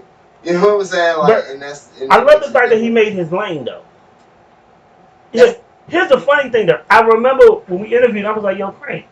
I remember it was a show that used to come on Channel 50 early in the morning. I forgot the name of it, but they used one of his beats in one of his skits one time. And I was like, "Yo, you know they using your skit on such and such?" He was like, "Nah, niggas ain't need to pay me." Yeah. But he was real talk is that every time I seen him, he's won a Titan Arts Award too. He's always had good energy with me. He's always had good. What up, cousin? What up, Nate? How you doing, man? But he's always had good energy with me, so I always fucked with him like that. Like no matter how big he's gotten, if I say what's up, he always responds back, and even when I see him, he's always cool with that. I don't care, and I hope we see this interview. That is a regular ass nigga. I don't know. You know what I'm saying? Like that's what I love about it though. You know what I'm saying? Unbothered, unaffected. You know what I'm saying? He is who he's been. He's just now finally getting the flowers he deserved for a lot longer. Yeah. You know what I'm saying? And eventually. But the thing is though, it's crazy because when Joyner Lucas did the Uncle Phil beat, a lot of niggas was like, "Oh shit, Crank, nigga, I've been on Crank Lucas." And all I'm saying is that more of the world should be. Definitely. Because it's good music. It's great music. It's always been great music. I know we sound fucked up because this moonshine got us slurring like shit. Yeah, nigga, you supposed to go to the video break about 15, 20 minutes. You talking about something? I don't know no video breaks. That's why Cameron. I'm pointing the finger. You see, I just dropped it. Hey, that's why Cameron ain't got nothing to do with me. I don't know when the video break's supposed to be happening. I don't have a video break, but I do got a song. Let's go. You might know the guy who made the song.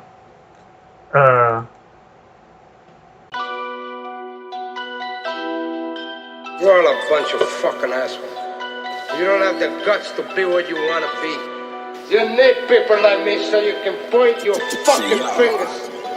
I say that's the bad guy. I'm a bad man. I'm a bad man. I'm a bad man. So respected when you see it. Tell these niggas I'm a bad man. I'm a bad man. I'm a bad man. You don't want me to get the gig? Tell these niggas I'm a bad man. I'm a bad man. I'm a bad man. If he chillin', better leave and tell them people I'm a bad man. I'm a bad man. I'm a bad man. I'm a bad man. I'm a bad man, make good on bad things. America's worst nightmare. He just a bad dream. You ain't 100. What that bag mean? Not a damn thing. When we see you, better give it up. Was bada bam bing. But this shit right here ain't no joke. You don't want no smoke. I need my money now, rapid. Nigga raw no. He better chill. I got that raw mode. That's what he don't know. If he move, I knock his shoes off and watch his soul flow. It ain't no hope. Face to face, nigga, no scope. Get the clicking. All these headshots is like a GoPro. Me familiar, I say Papi Loco, Loco. You got beef with who and all they can say was oh no. Cause they know I'm a bad man. I'm a bad man. I'm a bad man. So respected when you see it. Tell these niggas I'm a bad man. I'm a bad man. I'm a bad man. You don't want me to get the gig? Tell these niggas I'm a bad man. I'm a bad man. I'm a bad man. If he chillin', better leave and tell them people I'm a bad man. I'm a bad man. I'm a bad man. I'm a bad man. You need people like me. Tough guy. Probably not, but you bark a lot. You get mollywopped and probably stomped. And right before you call the cops, the revolver pop. And leave a hole in him about the size of a parking spot in the parking lot. Cause he talk a lot, but he big man, tamale hot. And all this proves is a few ways to get your tamales rocked when the party stops. It starts to sound like I let off 1,000 party pops. Looking for him like Ali Ox. We got you hyper, probably shots, but you can get these body shots right before you get your body shot. Pump him, make him look like a family pic with his body cropped. I'm gone before his body drop. Evil man, Ali not. Simply, I be in my bag, man. I mean, always about my bag, man. But these people love to see Last a time bad you wanna man. see a fat guy like I'm a this. bad man. I'm a bad man. I'm a bad man. So respected when you see it. Tell these niggas I'm a bad man. I'm a bad man. I'm a bad man. You don't want me to get the gig? Tell these niggas I'm a bad man. I'm a bad man. I'm a bad man. If he chillin', better leave and tell them people I'm a bad man. I'm a bad man. I'm a bad man. I'm a bad man. Will I make you good? You're not good. You just know how to hide and lie. Me, I don't have that part. Me, I always tell the truth, even when I lie.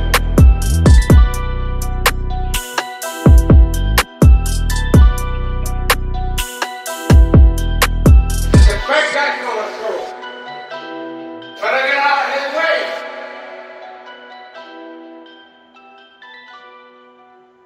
Yo, so my cousin, what up, Nate? So this is my man, Super Cool Cat.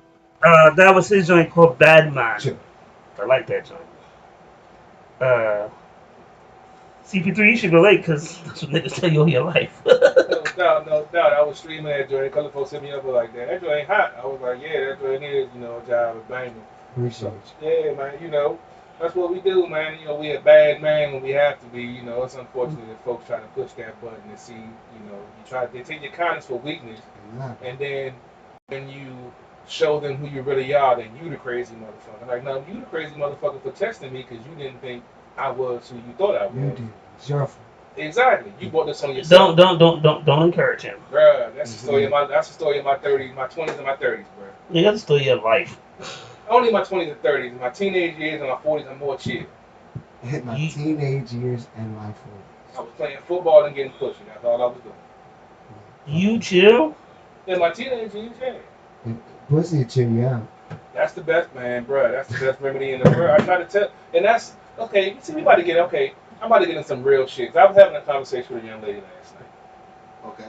Oh shit! All right. This conversation's going downhill. No. Going Because up here. I'm just saying because we got a real nigga in studio. So she asked me in my opinion. I gave it to her. I want to see what you guys' opinion. All right. I have a new friend that I'm talking to. Okay. She has a best friend that she's been friends with for over, I think she said like 15 Male years. or female? Female. Okay.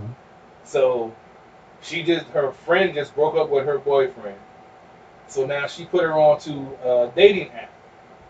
So she was sending my friend, her pictures of the dude that she was thinking about talking to. Just so happens, and I hope she don't get mad I'm telling this story, I'm not giving no name. But she happened to find one of her friends with benefits on the page. Who did?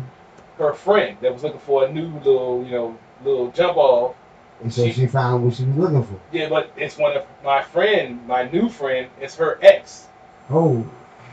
So she tried a mature approach, and she went to both of them individually. It was like, look, I don't feel comfortable about this.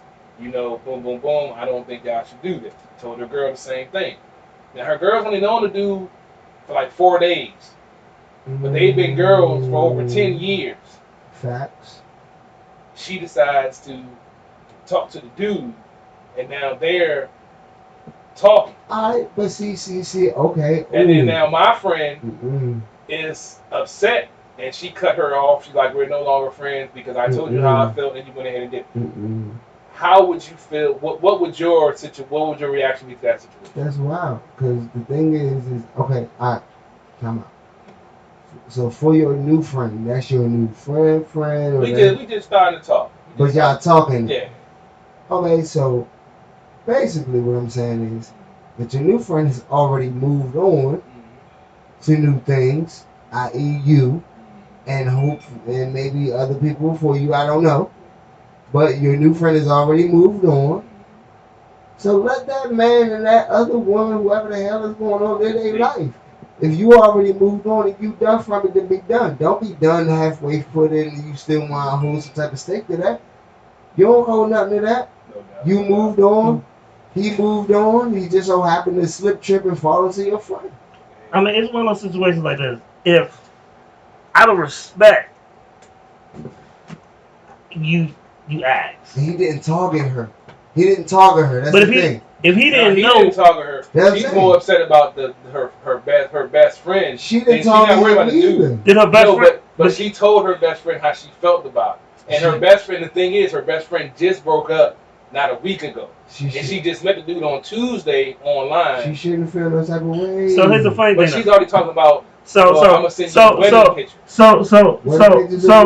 Exactly. So CP3, you want to have this real conversation? Let's have this real conversation. Okay, let's bet. Let's it like this. So if your friend, if she went and told her friend how good this nigga dick was, shorty done broke up. That's not your man. Mm. You really can't be mad. Well, she's more upset about the aspect of the loyalty aspect from her girlfriend. Man, But she's only known the dude for 4 days. She any mighty mode and fell into the nigga that she liked. Okay? It may or may not work, but more than likely, if you met you on a dating app, it probably won't. Listen, chill. You already moved on. Yeah, she's moved on. But she's moved on. She was if you asking feel me, this was she type of way, wrong? oh for doing look, that? well let's kick it. If you feel this type of way about this dude must have been knocking them Jones down. Well, she said they had just hooked up recently, and she told her girlfriend they had just hooked up recently. Okay, so And she's like, if you're my girl, you've been girls for 10 to 15 years. Wow. Yeah, like you're putting dick over our friendship. And my thing is from the outside looking in. What's your thing? Her girlfriend has the issue. But why Because should she she's be putting monkey- her friend in the way of dick? Well, she's pretty much said, well, if you guys want to kick it, that's cool. I don't feel comfortable because she said the fact that they talked about her behind her back. She was woman enough to go to them individually and have a conversation, but then they decided to go behind I'm her not back and gonna talk lie, about bro. her. That was her objection. In the mindset of somebody who separates love from sexual things, and friendships from everything else all together.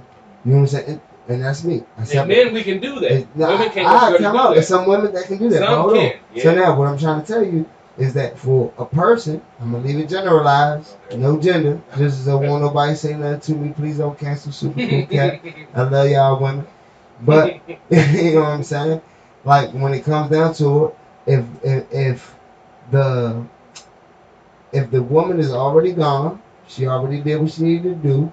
You know what I'm saying? It's no longer an emotional attachment. You feel me? For somebody that does not care about those thin lines, because Prime, me and you homies, right?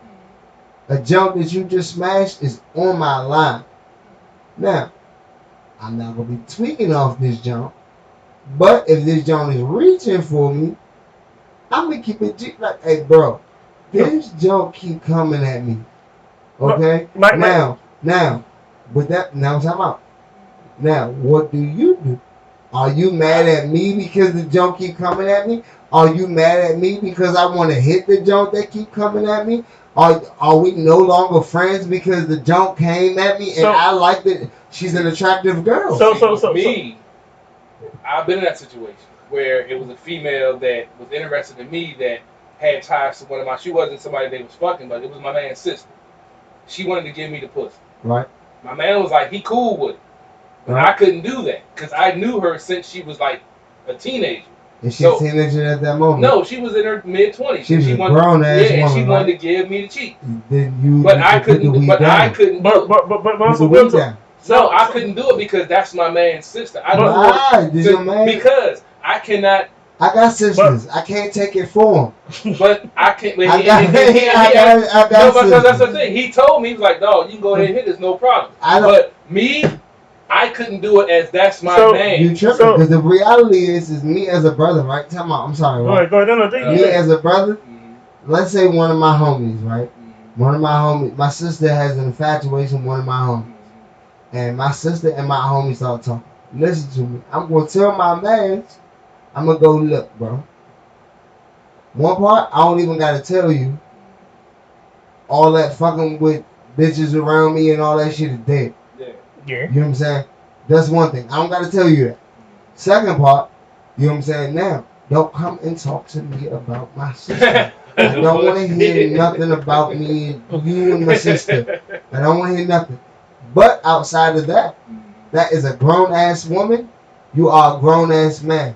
I hope you respect me enough to treat my sister with respect because you respect me. So actually, as a brother, I'm putting my sister in the best situation because if you don't respect my sister as my homie, now I can fuck you up. Yep. See, now the way you presented it is different from the way my man presented it. But so with that, I still wouldn't have did it. But CP3, because that's just me. But CP3, my sister, I'm gonna fuck you up, and that goes just like any other man. That's just a line you. To me, that's just a line you don't cross. To me, that's just a line you don't cross. But CP3, CP3, a grown woman. CP3, yeah, but if we fans, if we folks, that thought never crossed me. When You're not taking it from her, and I can't take it for her. But that's the thing. Wow. That thought never crossed my mind to even try to have sex. That's because it's too extreme for you. Yeah, because that's what I'm saying. This is my man. But we talking about not a sister. We talking about a chick. Just a female. Yeah. So like this. So if it's on something like this, we know this from if you brought a female around and we ain't gonna say no names. We speak personally. And Youngin was digging me and was talking to me. I would tell you like I done before. Oh, shorty coming at me. Can I go at her? I like that. If that's what she want, I can't be mad. But that's a respect thing. That's what I'm saying. So, but that's different from your sister. The dog. It's not her sister. You brought the sister in this shit, nigga. No, I wanted his perspective on my situation because my boy still clown me for that. Like, man, you should have go ahead and fuck. I'm like, dog, I can't. That's your. If a nigga tell you to go fuck her, what you gonna do? To be fair with you, I like the opposite of that. I had my homie sister real live be feeling me. You know what I'm saying? And at first he like, oh man, yeah, that's cool, man. My sister need a dude like you type. You know what I'm saying? Like, real life said that shit to me, bro. And I'm like, all right, cool. Now, mind you, I didn't hit her at that point. Not yet. Not But- yet. but like I didn't hear her, you know what I'm saying? But she was real out on me. And then the next thing I know, this nigga turned around like in tears, like, my sister. I'm like, man, what the fuck is up with you? That shit was crazy to me. You know what I'm saying? That's what. And then after that, I had to talk to him like, listen to me, bro. Like, See, yeah. that's a conversation. I'm a preventive maintenance type of motherfucker. Nigga, If I, we the if I can prevent a conversation from having to happen, I'm going to steer clear of it. Fuck That nah. right there is like, don't do it. Nope. Get away, abort mission. I've had several of my. I only have a few folks that I'm like I consider my folks, and if their people say, hey, I want to have, like I got one dude. I done fucked his aunts, his cousins, his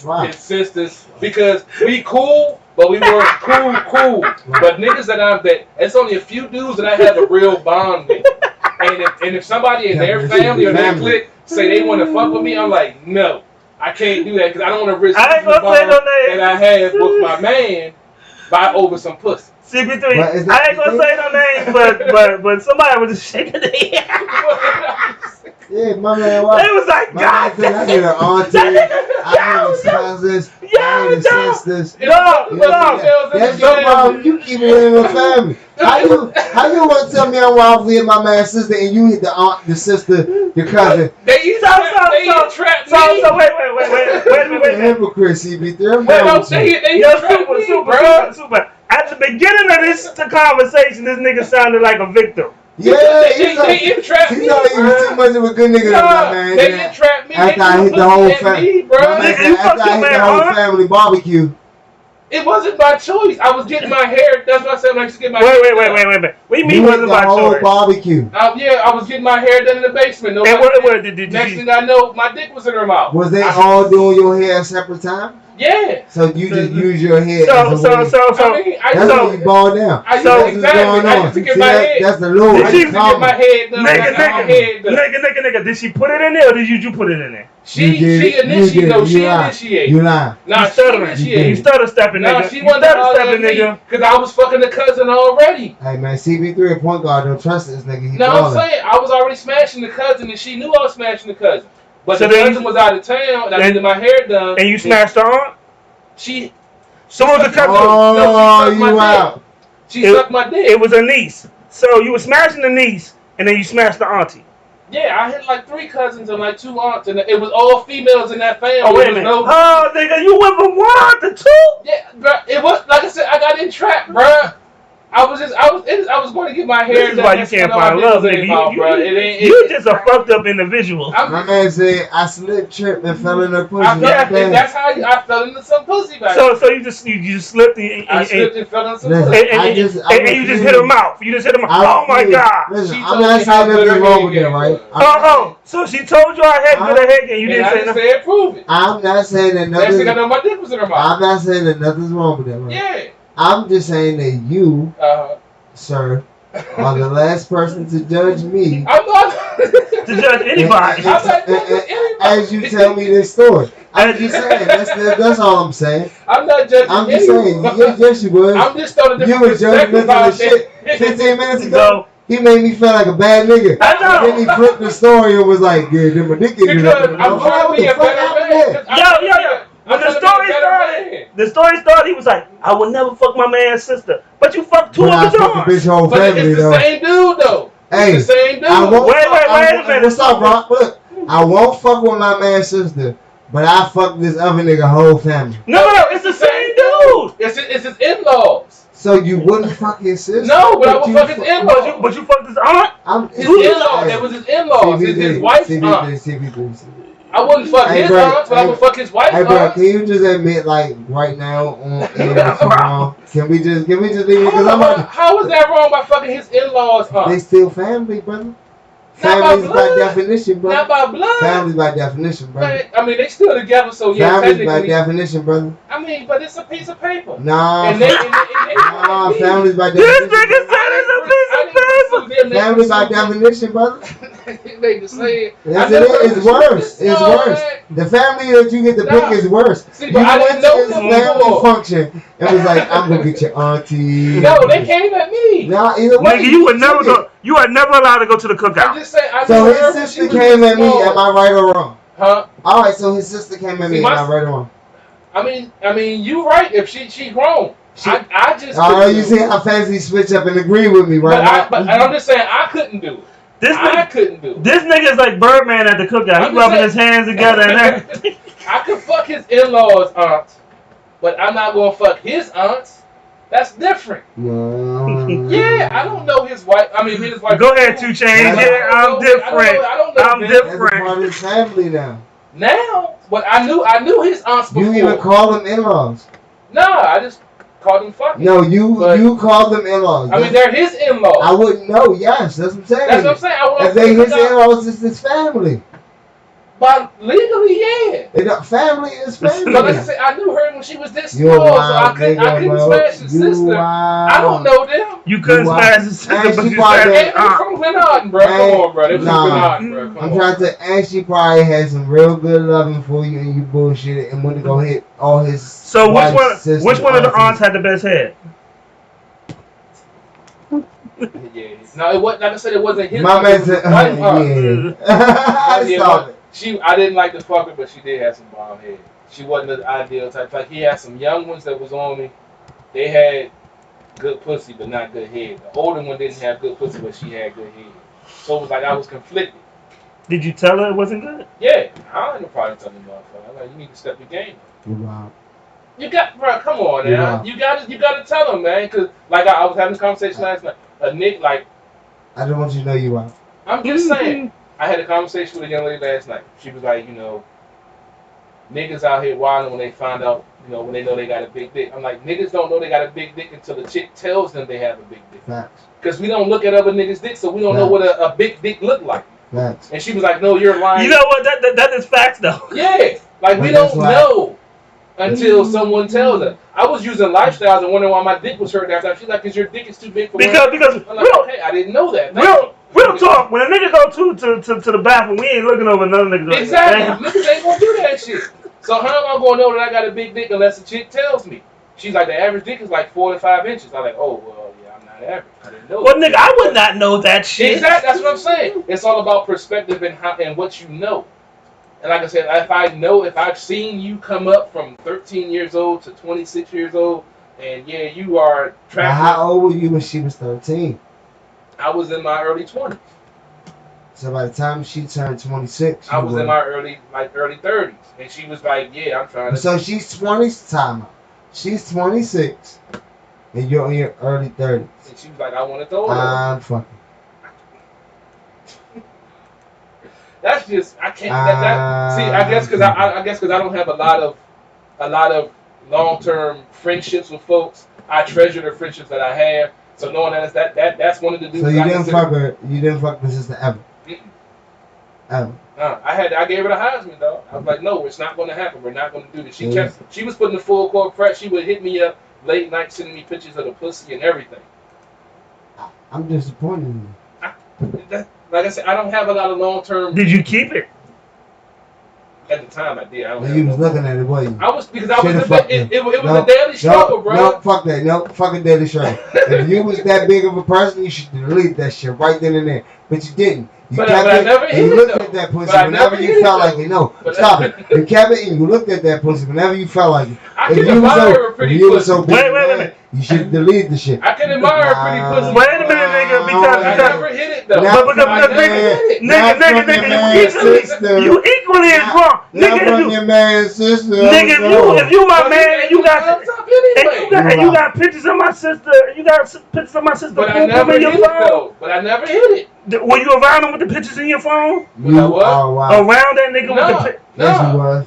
No, she sent them to me because she was trying to entice me to come over. And you kept them. How long did you keep them? How long did you keep them? When you seen your mans, you wouldn't imagine. You wouldn't look at him like, yeah, man. But I never hit it though. But I never hit it. Thinking about it is not the crime. You might as well. No, you cannot go to jail for thinking about it. Wait a minute. I got some great news. Big shout out to Alexis. She is now one of the executives at Get At Ya Entertainment, which is funded by Hustle Gang and T.I. So DJ Get At Ya, who's a DJ that he's worked with T.I. in the past, and is one of our close friends in Atlanta. she's been working with him because now Alexis in Atlanta, and she's teamed up with him, and she's an executive on his record label. But now back to you. You should try Well, last. hold up. If we need to expeditiously make our way down to the Atlanta area to do I'm trying to use I'll be in TI Atlanta. words. We going to Atlanta next month. Yeah, and we can stream. You know, When? stream Who said that? AC3. You know we're going to Atlanta next month. I do AC3. not, man. This one. What weekend is that, nigga? I'll get y'all the information. I gotta look it because up. I'm starting a new job, but I'm off on the weekends. And nigga, I told you I've been stuck in Maryland too long. Nigga, I gotta get the fuck up out of here. Nigga, I need to change the scenery. Nigga, I'm about to snap. Nigga, I'm about to choke a nigga out. I gotta get the fuck out of DMV before I. You got problems. Because these skinny jean niggas is getting on my nerves, bruh. I'm ready to just smack these niggas. Like, nigga, you was not a man. You are a Ken doll. You have no. Yikes. Bruh. I used to do security. These niggas coming with skinny jeans on. I'm like, dog, I'm not patting you down. There's no reason. I can tell you ain't got shit, bro. Get the fuck in the club. You got problems. It's the truth, man. That's why I say these niggas are soft, man. These niggas are some bitches. If you got a problem with it, come see me in the street. I smack you in your motherfucking face. I'm tired of these niggas, man. I'm tired of these motherfuckers. Did we have to go there, so? Because I've been out in the streets lately, man. I've been seeing these niggas walking around with skinny jeans on, hanging off their ass with their butt out. I'm like, what are you trying to advertise because you gay? You just seem so aggressive. If you hit your man sister, Yeah. you wouldn't be so aggressive. Nah, man, because I can't. That's my like. If he wasn't my man, 50 grand, then yeah, I could do it. But this man looked out for me. He looked out for me when I Because didn't that's have your no- man, right? Yeah, Would you have not treated his sister better than you treated the typical junk that you just met anyway? that's not the point. When Answer that question. Answer that question. I do want to answer that question. get I do involved, want to ask that question. I So- know me. Would you have treated her better than you treated the typical junk? At that stage in my life, I cannot say that I would. Oh, You some just- shit. I was a sorry motherfucker. You're That's terrible. why I took the high road, because I know if I would end up smashing shit, I would have dogged her out. So let's all drink to that. Yeah, I was trying to be the better person. I could have took the So I could have turned her out and had a good time. But remember, I told you about the vendetta that I had about the dude that I did that to his sister. So I didn't want to do that to someone else, especially somebody that I was cool with. Are you still cool with him? Yeah, we still man, 50 grand. I still talk to him on a regular basis. What his sister doing? Yeah, I don't you know. still see his I sister? left her alone. I blocked her number and never talked to her again. You blocked her? Yeah, because she kept on sending me pictures of her pussy. That's why I left it You won't alone. ask him? No, I left it alone. I You think got I think it. she was somebody. Do with you still got the pussy back pictures that. back No, there? I got rid of it. I'm You sure you deleted got him? rid of him by now, but Yeah, I got rid of I him. still would have asked. Stay your iCloud, nigga. You got an iCloud. I ain't had iPhone. That was before iPhone. You got an Android back That then? was an Android. I Yeah, wait. the iPhone. I always ask him. Then they Google Photos. I mean, I do have a good pussy collection in my phone, but she is not. You got Dropbox. Yeah, I do. I don't really use it, but my cloud. Yeah, I used to keep a cornucopia of pussy pictures that I used to take. I bet you did. I don't keep a cornucopia of pussy bitches. I'm sorry. Yeah, you have to. See, But, I've been I know. single for a long time, so I but- can do that. But, Most dudes that's in relationships and doing shit on the side, they got to put in that so private file. so what happens when you get in a relationship and she finds out? What are you gonna do? I mean, if she, 9 times. out If of she 10, tells you to delete them, I mean, she wants me to. I mean, honestly, if I deal with a female, she should be secure enough to deal with it. But if it's a deal breaker and I'm really feeling her, I delete them. But if it's something that you're insecure about because I got pictures of pussy, pussy is a beautiful thing. Pussy is the best stress reliever in this world, behind marijuana. I mean, marijuana is second, pussy is first. I'm sorry. There's only 2 things I worry about: green and pink. I'm colorblind, money, weed, and pussy. I That's don't it. give a fuck what you say. There's not a bitch in this world that's gonna believe that 100%. That's gonna deal with that. There's no way. I don't care. so CP3, Because I agree with you. We can have that conversation Yeah. all day. What I'm trying to tell you is it's not really. Well, see, I've been blessed enough to have 6 bisexual ex-girlfriends. oh Lord, And Most of them don't have a Even- problem with me having pictures of pussy on my phone as That's- long as they can hit it. now we talking. y'all want to see this new video? Sure, let's check it out. Oh, okay. Cause y'all wilding What's like the pussy in shit. this video? Y'all wilding like shit, Bro, we about to get Yeah. it, dog. Nigga, we brother. nigga. I was like, It's Just like you said, a bond was connected over after till then. A bond has been connected. Nigga, I was like, with pussy. yo, dog. Yo, real talk. I was delusional. I was like, yeah, we just gonna do super interview. We probably end about 8 o'clock. Fuck that. Let's play the video. Nigga, we're talking about pussy, nigga. That's a 24-hour conversation. So,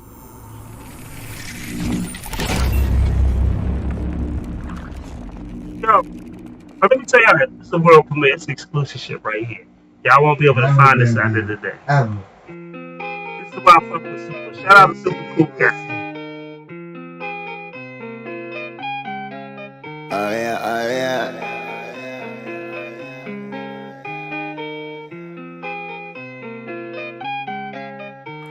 Every time that I pop out, I be bringing all this guap out. Black bottles go black out. It be bringing all the thoughts out. Oh man, every time that I pop out, big drip bring the mop out. New coupe, drop the top down.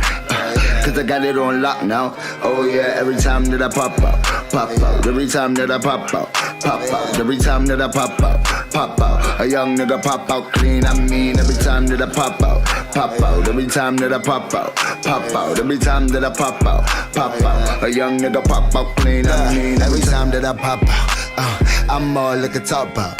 Look, I can't even walk down the block now. This how it is when you got clout. Yeah, I got a bad bitch, she a knockout. People champ like the rock out. Piggy ring with the rock out. I ain't playing like an NBA lockout. Look, I ain't even had to bring the Glock out. Why? They fuck with me hard in my city. I'm a big dog in the yard in my city. Respect from the G's and the broads in my city. No religion, I live like a god in my city. I run it, you can't even jog in my city. They miss me whenever I'm gone from my city. Touchdown just to throw on the yards in my city. Oh Lord, I do it all for my city. And everywhere that I go, I ain't gotta tell them, they already know. It must be my shine, it must be my glow. I told them before that whenever I show, it's a show. Tell me, have you checked the scope? It's a blowout and they already asking for more. I've been fly for a while now, so yeah. Every time that I pop out, I be bringing all this guap out. Black bottles go black out. It be bringing all the thoughts out. Oh man, every time that I pop out, big drip bring the mop out. New coupe, drop the top down. Cause I got it on lock now. Oh yeah, every time that I pop out, pop out. Every time that I pop out, pop out. Every time that I pop out, pop out. A young nigga pop out clean, I mean every time that I pop out, pop out. Every time that I pop out, pop out. Every time that I pop out, pop out. A young nigga pop out clean, I mean like yeah, you cool, but tell me fool, what's cooler than super? These hoes love me like I'm Luther, and I'm clean as a loofah. You just blowin' smoke like a hookah. But shouts to my shooter, play dumb and this shit, it get stupid. Like he made a move on the movement, and that's why he ain't moving. I am what you would call booming. Greatest gas in the air, so I'm boofing. She smell it, your duck is ghosting. I burn a zip for amusement. Cause when you move high, I be moving, and people can't help but be tuned in. It's a vibe, boy, they be glued in. Man, them haters be fuming. Look, I can't help that we winning, you losing. She dig it, that's what she choosing. Ain't nothing new. Cool, I'm coolin', you know how I do's it. What's there to rap about? I'm super, what's there to act about? Hop in the whip, tense blacked out, and just pop your bitch and pop back out. Like, every time that I pop out, I be bringing all this guap out. Black bottles go black out. It be bringing all the thoughts out. Oh man, every time that I pop out, big drip bring the mop out. New coupe, drop the top down. Cause I got it on lock now. Oh yeah, every time that I pop out, pop out. Every time that I pop out, pop out. Every time that I pop out, pop out. A young nigga pop out clean, I mean every time that I pop out, pop out. Every time that I pop out, pop out. Every time that I pop out, pop out. A young nigga pop out clean, I mean every time that I pop out. Yeah, every time that I pop out, every time that I pop out. A young nigga pop out clean, I mean every time that I pop out. Every time that I pop out, a young nigga. Back to me, dumbass. Oh yeah, oh yeah.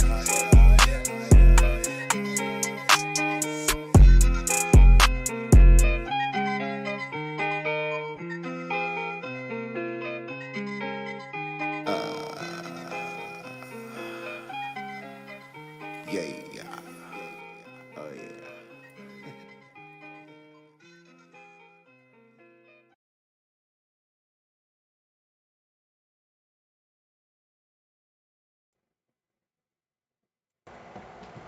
Yo, real talk, that time was fire. Funny thing is, when you shot that video, that was during the weekend of my birthday. And I remember because George was supposed to meet me at my at the restaurant Renegade was working at. Yeah. But he was like, no, I gotta go to Super Shoot. And I was like, I want you to come. I said, no, I'm already at the restaurant. So, but he told me about that joint. I was like, oh, Super got a video? Oh, you know, that's I hit that nigga. Yo, let me see that She's joint. spicy. I like this joint. I like that joint, though. Every time pop out joint. It just love from everybody from all different walks. You know what I'm saying? That's basically my whole everything for real. Dog, this has been a fun ass video. This has been fun ass conversation, fun ass show. CP3, you's a wild motherfucker. See, when people be like, You yo, is wild. yo, You is wild. no. You wild. Because people hit me up all the time. They be like, y'all always pick on Yeah. CP3. You wild. CP3 do some wild ass That's shit. why you pick real- on CP3 because CP3 wild. He be I'm doing just wild. a real dude, brother. Don't have no time for no bullshit. You a real wild dude. Just like we was talking before the show, we have a mutual friend that I had a friends with benefits relationship with. Right. And this young lady decided to, started coming over to my home and cleaning and doing stuff and bringing over You don't appliances and such.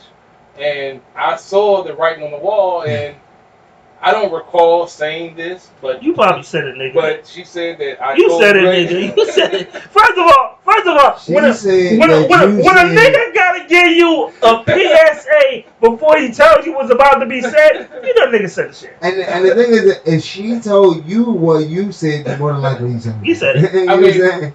You said it. She She told lied to me- her friend. She not gonna lie to you. I about mean, she you, didn't man. tell me this. This is what I'm hearing second party that I don't recall saying this, You said it. but Nigga. she said that I looked at her cold blanket and told her that this isn't a relationship, right? That's some fucked up shit to say. I'm saying, but You some fucked up. that's some real shit. That's not terrible. Exactly. You gotta be direct. Because the Thank thing is if I don't tell you that this is not a Then I'm relationship, leading and you then you on. feel like it's a relationship, Mm. then you are going to be led on, and then I'm going to be a dog at the end of the day for not So- being so- very clear so- about the so- fact so- that this is not a relationship. So okay. So basically, you don't win, is what I'm saying. So let's have this conversation then. So when is it? Because I've told like I've dated a person like that's no, we ain't in a relationship. When is the right time to tell a person that? What you mean? Like you tell them about bucks? We need no. You tell them before you fuck? No, none of that. You need to be able to have a clear, concise conversation. It's all about communication. If you can't communicate what y'all, where y'all stand in each other's lives, then what the fuck y'all doing? You need to be able to clearly communicate what this is. And without clear communication, you find yourself weirdly in this gray area where you don't know what the fuck is going on because he ain't saying nothing, you ain't saying nothing. But it's something. Communication is the key. Yeah. And because I'm straightforward and honest, which most of these motherfucker dudes You gonna get the ain't. shit. Are you honest?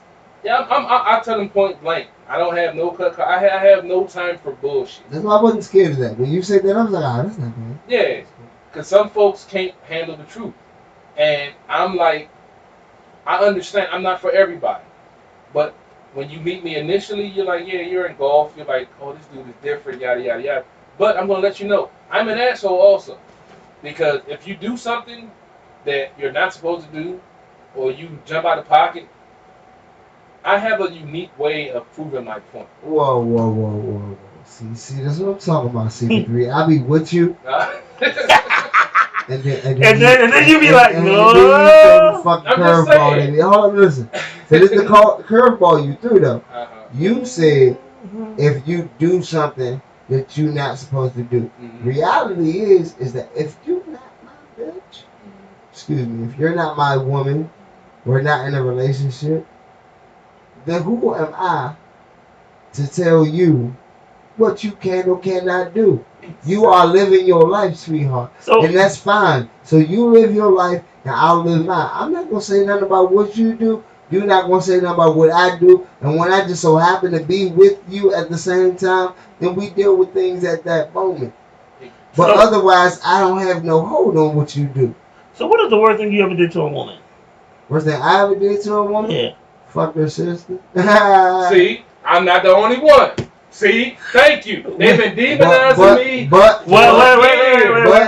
I did it intentionally, knowing that it was some get back shit. See, He I wasn't trying to do it, act like it wasn't. I wasn't intentional when I got here for her super. sister. Super. Now let's ask this nigga. What's the worst thing you did?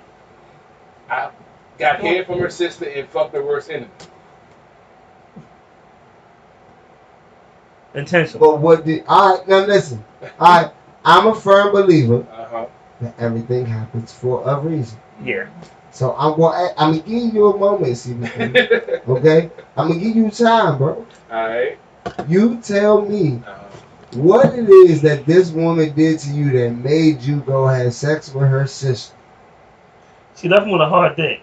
I told her, hold up. It might be worse than you. That's why, let me No, that's him. Let me preface this. Hold up. I gotta put a disclaimer out there. I explained to her, I'm living in a house with 8 white people. Her younger sister had a crush on me before I ended up getting with her because she made more money. So wait. No. I never heard that part of the story. Stop, Rock. Hold up.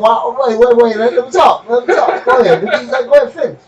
So, I was living with my sister at the time. We had a falling out, so I ended up moving in with my girlfriend and her family. So, I explained to her, do not leave me home on my day off with a hard dick. Just like I wouldn't send her out without giving her a good fucker before she went out. Don't leave the house without letting me bust that nut. We had an argument on a Sunday when I was off. She didn't let me bust that nut. Her little sister decides to pursue me. No. Let me finish the story. Let me finish the story. Super. Let me finish the story. This chick was signing for trucks for this nigga. Let me finish the story. Did you not sign for a truck for Alright. She's dropping hints that she wants to give me the pussy. The sister. Yes, the sister. As the other woman just went out for that night. She's gone to work. She went out. She went to work. She went to work. You're a dirty dog. I know. No, listen. She went to work. Too. No, I am the victim here, man. No, you're not the victim. Listen she went to to work. I leave the house. You a victim. No, I leave the house and I see. Can you spell victim? I leave the house because I know that I see that her sister's trying to give me the pussy. So I leave the house and I go down the street to my cousin's house. Hold on. Before you finish the story, I need some more liquor to hit this bullshit. You leave and went to your cousin's I house. leave, who lives down the street. And the bitch followed you to your cousin's my house. female cousin's house. She followed you. Yes, and I tell her, look, I need to lay low at your house because Shawty's trying to, throw a little something on me. I'm not trying to do. So you can not hit your man's sister, but you could not hit your girl's sister. I was trying not to. You out. No, I'm saying I was trying not to. You out. I just won the whole argument. The whole argument was 1 to 2 sentences. But won. I'm trying not to. I leave the house. You didn't try hard enough. I went down the street to my cousin's house. You said your man's sister was throwing the box like dick rapping and bone rapping. And I couldn't do it because that's my man's sister. But you can hit your girl's sister. I wasn't trying, but I didn't fuck her. I just got head. That was it. It's still back. But that's what I'm saying. I left the house. Still back. But I left. Still back. But I'm saying, it's still back. I went to my cousin's house. I was like, look, let me load up. I'm not saying that it's not supposed to be done. She offered it. Yeah, true. But you can't say and play victim as you getting that from your girl's sister. But I tried to get away, bro. I left the house and went down to her house, and I was like, let me lay low down here because Shawty trying to give me some pussy. No. And I'm trying to be good. No. She lets her know I'm at her. Bro, I don't care what room. you say. You an ex-boxer from a club. Every jump that's offered you neck, you ain't taking. That's not true. You ain't take every jump that offered you. Head is my weakness. I can turn so down you pussy. took every jump that offered you neck. I can turn down pussy, but I can't turn down head. So wait a minute. He has a point. So every girl, whether she was pretty, ugly, whatever, and she offered you head, you took it. I can turn down pussy. Terrible. Nigga, it's a yes or no question. No, I said yeah. Yes, I have. Shamelessly, he said it like 5 times already. I can turn. So even in the joint you wasn't attracted to, said you get you. I would let her. Ugly jumps. Yes. Swabbies, all that. How you know about Swabbies, nigga? That was my word, nigga. Where you think I'm from? I thought I created that. Now, see, man, it can't have nothing to do with me, man. I thought I created Swabbies. Yeah, man, I'm ashamed to admit. So what's I don't know what? What's I don't know? What's the Swabby? A Swabby is an egg with legs. She's shaped like an egg. A yield sign? Yeah. big shoulders, little You know, hair. you know, CP3. You know, there's a special point in hell for people like you. Like you got your own section. Like niggas in hell gonna be like, I was bad, but I ain't CP3. Like you have your own section in hell. Bruh, the thing is, I know my weakness. I know, and that's the thing. I told her, You do not leave me home with a hard dick. You know- Go to I don't work. care, bro. I'm selective. Fuck all that. I'm tired. So I've dealt with enough crazy so- bitches so- in my life. so And they say the good dick make them crazy, so I ain't got time. So if you meet a I crazy be joint, chilling. right, and she's offered to give you head, you gonna take the head? Yep. She don't know where I live You a at. She ain't sucker. gonna know Yes, my she real do. name. Yes, she do. She Yeah. gonna ask to come to your house and do. Hell no. Oh, no, you listen. Nah, What if she follow I you? got That's your niggas- weakness. I got some niggas that I You can just call. said it's your But I'm weakness. saying, see, when we used to come up in that situation, I would have a nigga I could call. I was like, hey, I need to come over your spot. So what if your man sister would offer to give you head? It's because it's a man. It's because it's my man. Like I said, I don't have a lot of. But what if your dick would have fell out like I the think same you way it lying. fell out in like I the think same you way it lying. fell into I his wouldn't put arm? myself I in don't that believe situation. you, CP3. No, Unless you want to she- put this on live air, record it for other people to hear. I don't believe you. I'm gonna just leave it at that. I mean, I could call him and call her if they want me to put the name out. I never. Don't put their name out If you there. Yeah, I fucking right, never- she not gonna tell. No, I never did it. If you smash her right, she Bruh. not gonna tell. She caught me You one lying. night. No, I never did. He clowns me to this day like, dog, I can't believe you didn't fuck I'm that done. You lying. I didn't do it, bro. Were you scared to be in a relationship with her? No, I didn't want to fuck her because I knew what I was capable of, and she already. She liked might have it. made He you a didn't want good to fuck nigga his though. sister. She might have because made he you a believed good he man. fucking- You never thought about He that? didn't want to fuck his sister because he knew that he was fucking his Yeah, in-laws, true. cousin-in-laws, and aunties and all that. But then you fucked the whole family but her. I got caught up one time where the cousin sucked my dick and the aunt got mad because she wanted to fuck me later on. And I told her, like, I gotta at least go home and wash my dick. She got mad because I wanted to wash my dick. So I got caught up in situations like that before. But What type? she had all females. She had no Nigga, males you- in her family. Nigga, you bro. are like a mixture of West Coast production and Dynasty. I told you, nigga, What my the 20, fuck my type 20. of combination is that? What just happened? He's like a combination of WPC, West All I'm Coast saying is production. that I looked at my phone and Dynasty. looked back up and we started talking about like, are we somebody Final Fantasy type? Bro, He's I've on. had some fun This in my nigga's life, on a bro. real live soap opera. Bro, I've had some Porn fun site. in my life, bro. That's the Man. shit that I've done in my 44 years, motherfuckers twice my age haven't done. That's why we working on the web series now, nigga. I told you I Yo. The new camera lens is coming in. Yeah, bro. I told you it's coming. I changed Yo, the name of the guilty because Sam. nobody On some real innocent. It's super. coming, nigga. On some, I tell you like this. Whenever you ready, because I got a new camera lens coming in. I already got a 50mm, but I got an 85mm. When you ready, dog, you want to shoot your next one? I got you. Say that. I got you, dog. Say that. This is And the part. and you know you fam. I'm already knowing. However, to all the niggas that ain't super, I just gotta keep CP3 away from my sister yes. And aunts. and aunts. Stay tuned for the Chronicles of CP3, baby. It's gonna go Nigga, down. we about to get motherfuckers to get the little screen on their faces so they can start confessing all the dumb shit they did with you. Bro, if I could find that one little It's white 8:30. joint that I had, You did a lot with white Oh, girls, I man. see. cuz, bro, they Hey, different. Don't man. need, you know what? I'm not anybody have this conversation. So real talk, CP3, because I've never had a white girl. So real talk, Unfortunately. which is better? Would you? Wow. I really don't can't ask me say type of better. shit like that. You It's can't ask me not shit really, like that. yeah, it's not really Why you trying to better. get him canceled? Don't ask me You know no what shit I'm like saying? I You that. just- trying to I be just wanna canceled be- with Don't all give him no pussy shit and the like whole that. I wanna world. know what they Don't gonna ask me no shit say. like that. I got you, CP3. I'm Hey, your lawyer. I appreciate that, I'll be bro. He representing was him. just I'll be throwing me representing out. him. He was just throwing me out. They just trying to just eliminate all I my fucking for the rest of my life. can ask a question that you can't save He him. could, even I if can he, ask a question you can't save him. even if he lied, Redhead, I can't believe he said that. redhead, I'm just saying. I can say Redhead. I say better. I say Redhead. different.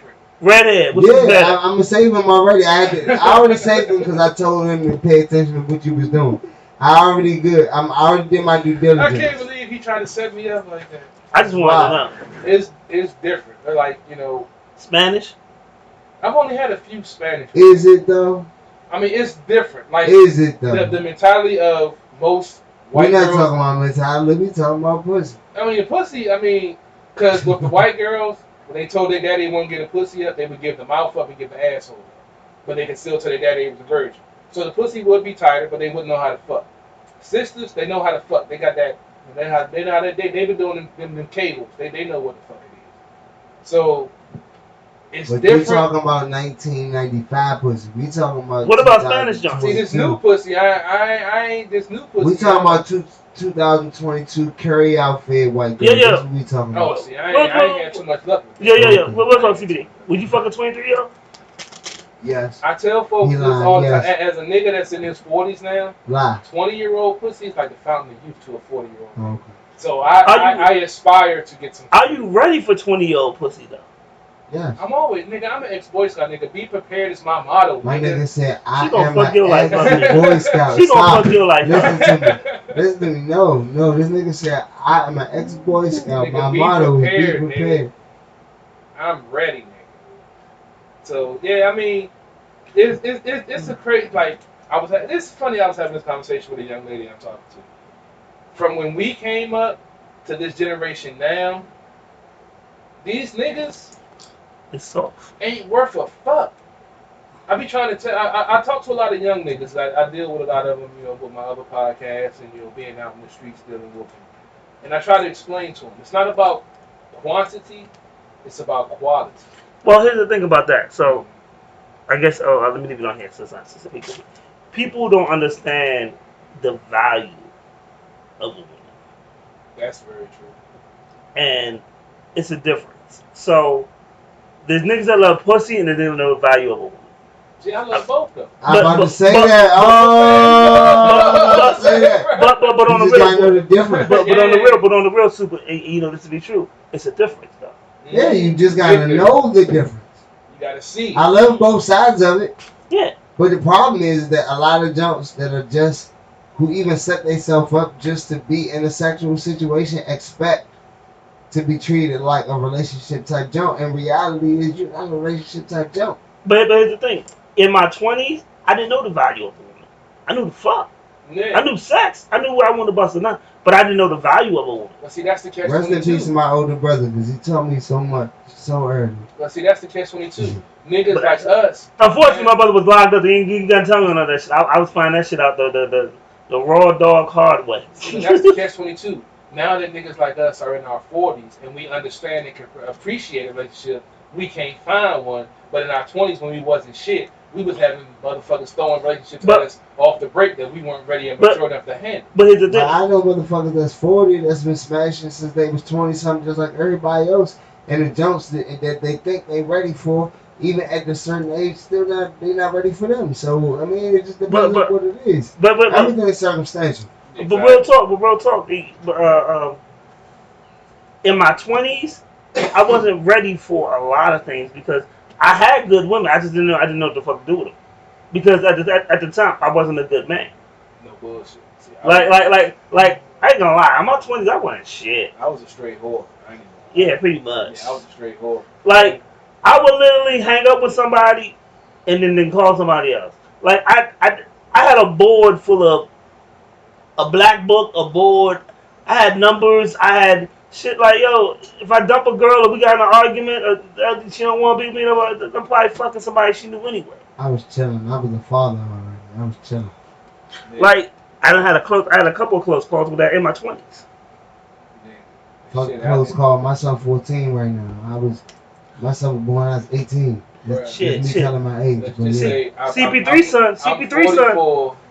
son 34 right now. What did I tell you? I'm 44 with no kids, so imagine what the fuck my 20 is. Man, CP3 has kids. He just don't know about them. Look, they ain't on that. I ain't got them for child support. I ain't getting no tax refunds, nigga. They ain't mine. I need a blood test and I need a motherfucking W-2. I'm telling you, CP3 got a kid. I ain't look. I've been all around, like I said, Ludacris said, area codes. I got different holes. CP3, real My talk. pull-out game is spectacular. Real- nigga. I told you.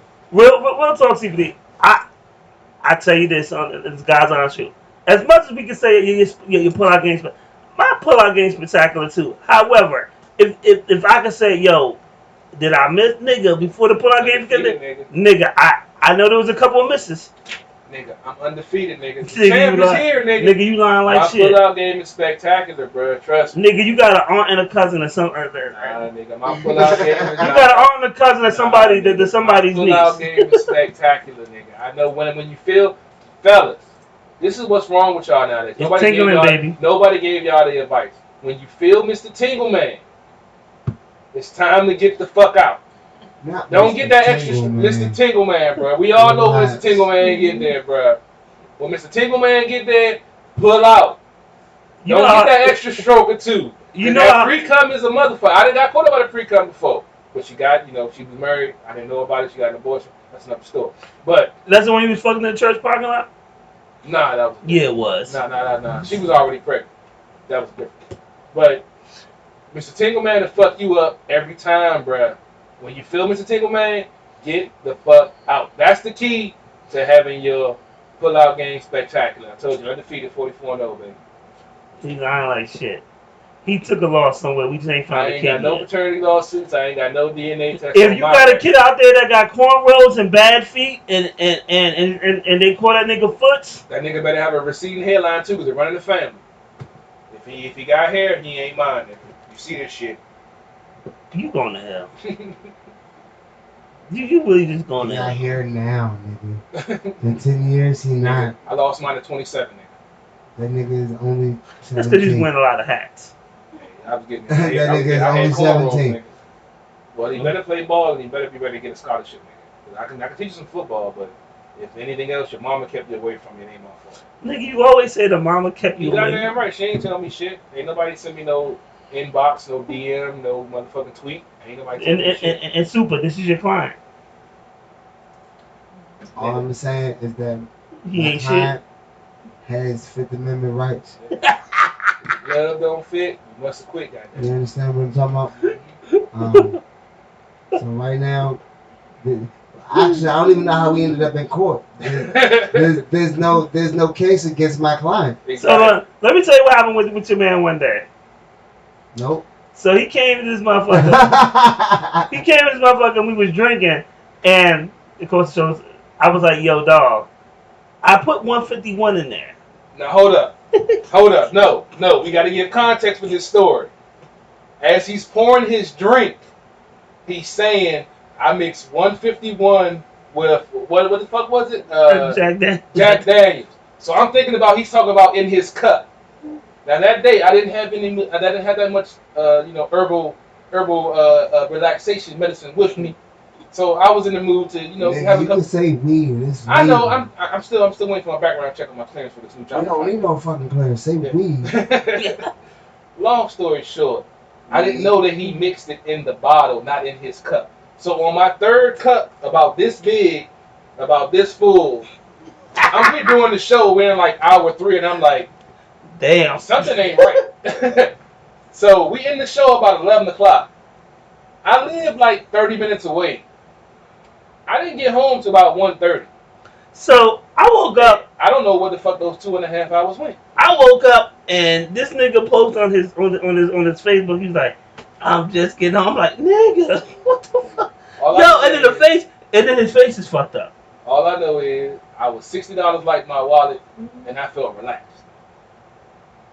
I ended up in Northeast. I don't know how I ended up over there. You drove.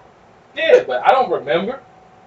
All I remember is I was $60 like that in my wallet, and I felt relaxed. You say that. Say that. Yeah. He gave a $20 tip. That shit must have felt really good.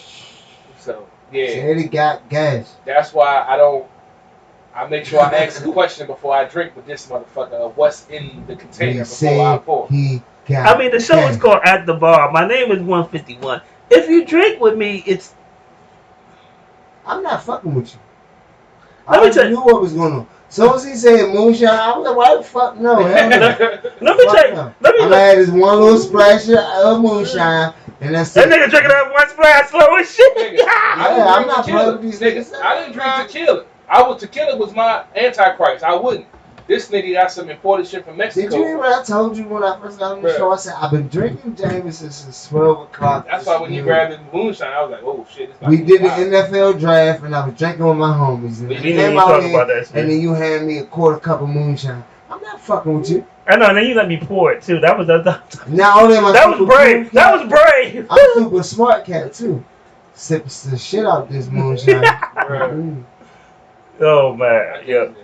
Dog, I honestly, I love when Super come through. We always have fun, man. We always have fun. Always have fun, man. Oh boy, oh boy. But it's love, peace, hair grease. I'm gonna take one more shot to Rakim for holding it down. Yeah. Always keeping it solid. CP3, nice to meet you, my brother. No, bro, no doubt. Yo, the funny thing is, so last time Super was here, he actually, before me and you started doing the show, he came on the week of my birthday when I did the show. I literally did a show every day that week of my birthday. I remember that. And then Super came through, man, we had a blast. I'm always going to shout out Super because, like I said, I don't think Super know how much I appreciate like that day. That's some real shit. Because on some real shit, like, nigga, when you out on your ass, like real talk, George is my man. So when George says, "Yo, we gotta put these other niggas up in the hotel, but we ain't got nowhere to sleep," George is my dude. So I'm gonna be like, "Yo, okay, let's put these other niggas up in the hotel, and we ain't got nowhere to sleep. We gonna find out. We gonna find a way." And Super came through so much. Like, I don't even think Super know how much I appreciate that. On some real shit. I mean, that's I look at Super like fam, like real talk. I don't call everybody fam. Like I dap niggas up like you cool and stuff, but not everybody fam. I look at Super like fam because like he allowed us our moment, but then he was like, "Yo, nigga, you know me, you know I ain't gonna let you good, you." And then he not only did he say it, but he showed us. That's the thing. Like we literally woke up that next morning. Me, Super, and Renegade outside, them niggas smoking. We having a great conversation, and Super. But that's the tone of the whole thing. He was like, "Oh, y'all niggas good. Fuck everything that happened before," and that's how he carried it. Whatever happened before y'all got in this house, it is what it is. Like we probably, real talk, the niggas in the hotel didn't have as much fun as we had in the fucking house. That's real. Shout out to all the shorties in Atlanta that know what's going on with the vibes in it. I mean, that's real talk. Because I've been in situations where I went out of town and shit ain't go right the way it was supposed to go, and I didn't have a motherfucker to look out for me. And I've been in situations where I did have a motherfucker to look out for me. And the fact when you're out of town and you're ass out because of some shit that's out of your control, and somebody shows love and look out for you and beyond look out for you, ball out with you. Nigga, that's some shit that you're not going to forget. Nigga. Just imagine. We out of town, but I lived in Atlanta for 4 years. You know what I'm saying? So yeah, we out of town, but I'm like comfortable. But you know but dog, just imagine waking up at 6 and partying all the way to 3. That was every day that we was there. And that's like the same thing when we went down Virginia Beach. Yeah. You know, shit was fucked up, but I was like, look, I got fam down there. We gonna have a good time. And that's one thing. And honestly, that's one thing I do appreciate, and we don't talk about that a lot. But you know, CP3, when my aunt died, I was in a bad place. My aunt passed away. That's my second mom, and I just remember we were supposed to do something in Richmond with Renegade and stuff, and he couldn't make it. And then CP3 was like, "No, fuck that. We still going to Virginia Beach." Yeah, no, fuck that. I got the rental car. I already got somewhere to stay. Let's go. And real talk, CP3 got the rental car. He went and got someplace to stay for us, and we was there for like 4 or 5 days. It was 4th of July weekend, and I needed to get away because I was at my breaking point. Like it, and I don't even think CP3 knew how much I probably needed to get away. And all his people showed me love. So I do appreciate both y'all because it when you going through something so much and you got people to hold you down. And the crazy thing is, the year before was him, and then the year after was you. It was I've been blessed to have people like y'all in my life. Like real talk. When you have genuine people that actually care about y'all, that care about you and hold you down through some of your toughest situations, that's how you define what friendship and brotherhood is. I will always, I could be 102. I'm gonna tell the story about what Super did for me. I'll be 103. I'll tell the story about what you did for me, because I appreciate that. like as a man, like real talk, I am man enough to say I appreciate y'all brothers. I appreciate y'all because I've had some worse moments, and for people to hold you down in your worst moments and to pick you back up is a blessing. That's just the beginning, bro. It's okay. You ain't worried about it. The moonshine got him getting all emotional and shit. Hey, look. No, we want it's not no bullshit, but you know I gotta fuck with him on the other I know. Look, no bullshit. Love, bro. It's always gonna be that. You know what I'm saying? It's been that from the beginning. Your energy is awesome. Always been that. CB3, bro. He's a fucked up dude. You're a wild nigga. But here, a wild nigga with my. I'm not introducing him to my sister. Definitely. But as far as on some real man time shit, you know what I'm saying? That's my past, though. That's my past, No, man. I don't believe it. I don't believe it. Yo, this is the most blurring interview ever. You ain't even think you did nothing wrong then, so I definitely don't think you doing that wrong now. So, I'm different. I don't care. I believe you. You might still feel youthful. I ain't got time. But love y'all. Hey, I got a slide. So I popped in, show love, had some moonshine. They tried to get me drunk. Fucking with him, we've been slurring all motherfucking fucking show. interview. We at the bar. We at the bar drinking moonshine. Yo, I appreciate you so much, Super. Like real talk. Love, peace, for sure. Always, you call me. I'll let you know when that actual video drops, and then we can go ahead and get to the next because I gave you the early premiere, but I'll probably actually give you an actual debut too.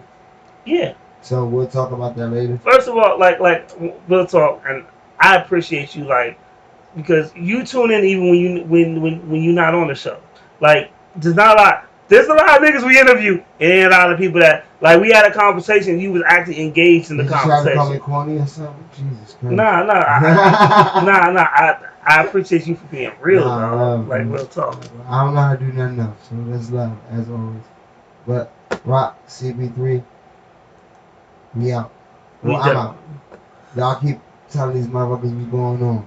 Nah, we about to shit. You didn't know, keep CB3 away from your sister. Yeah, and your aunts. Look, I have her aunts, man. If we cool, I ain't gonna fuck. And her sisters too. Look, if your aunt want to throw it and out her there, cousins. look.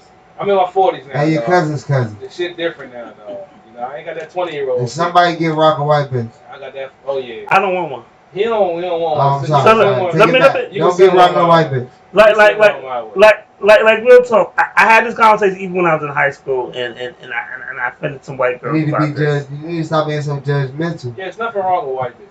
I don't think there is, but I just don't. They didn't mean to be I white told you, bitches. the only color I worry about is green and pink. Money, weed, and pussy. That's it.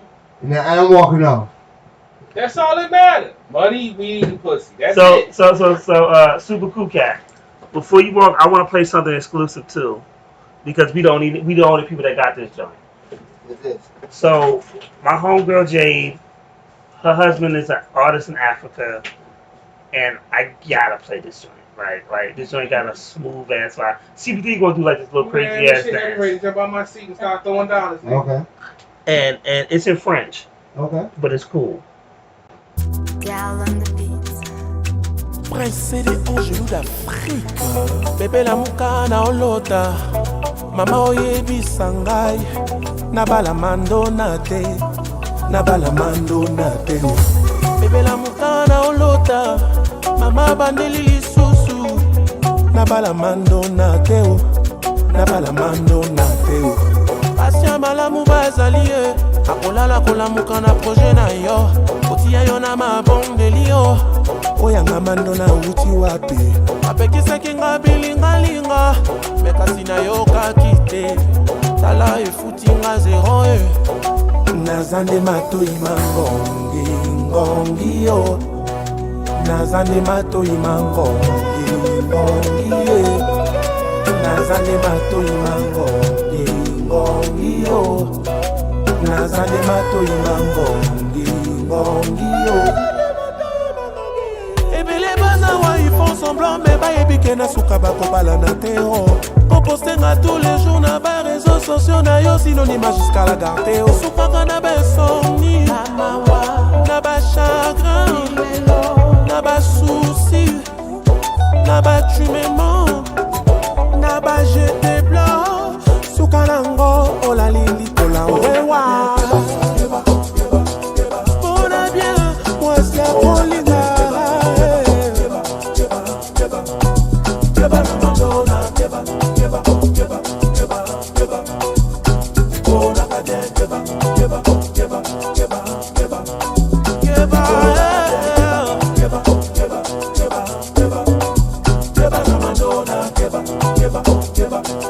Bakota mabele likolo kozanga koyeba kokona keba keba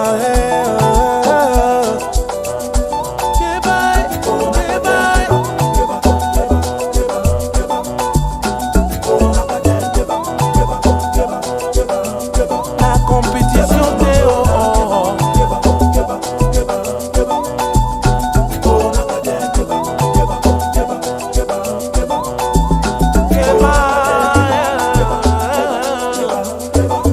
La compétition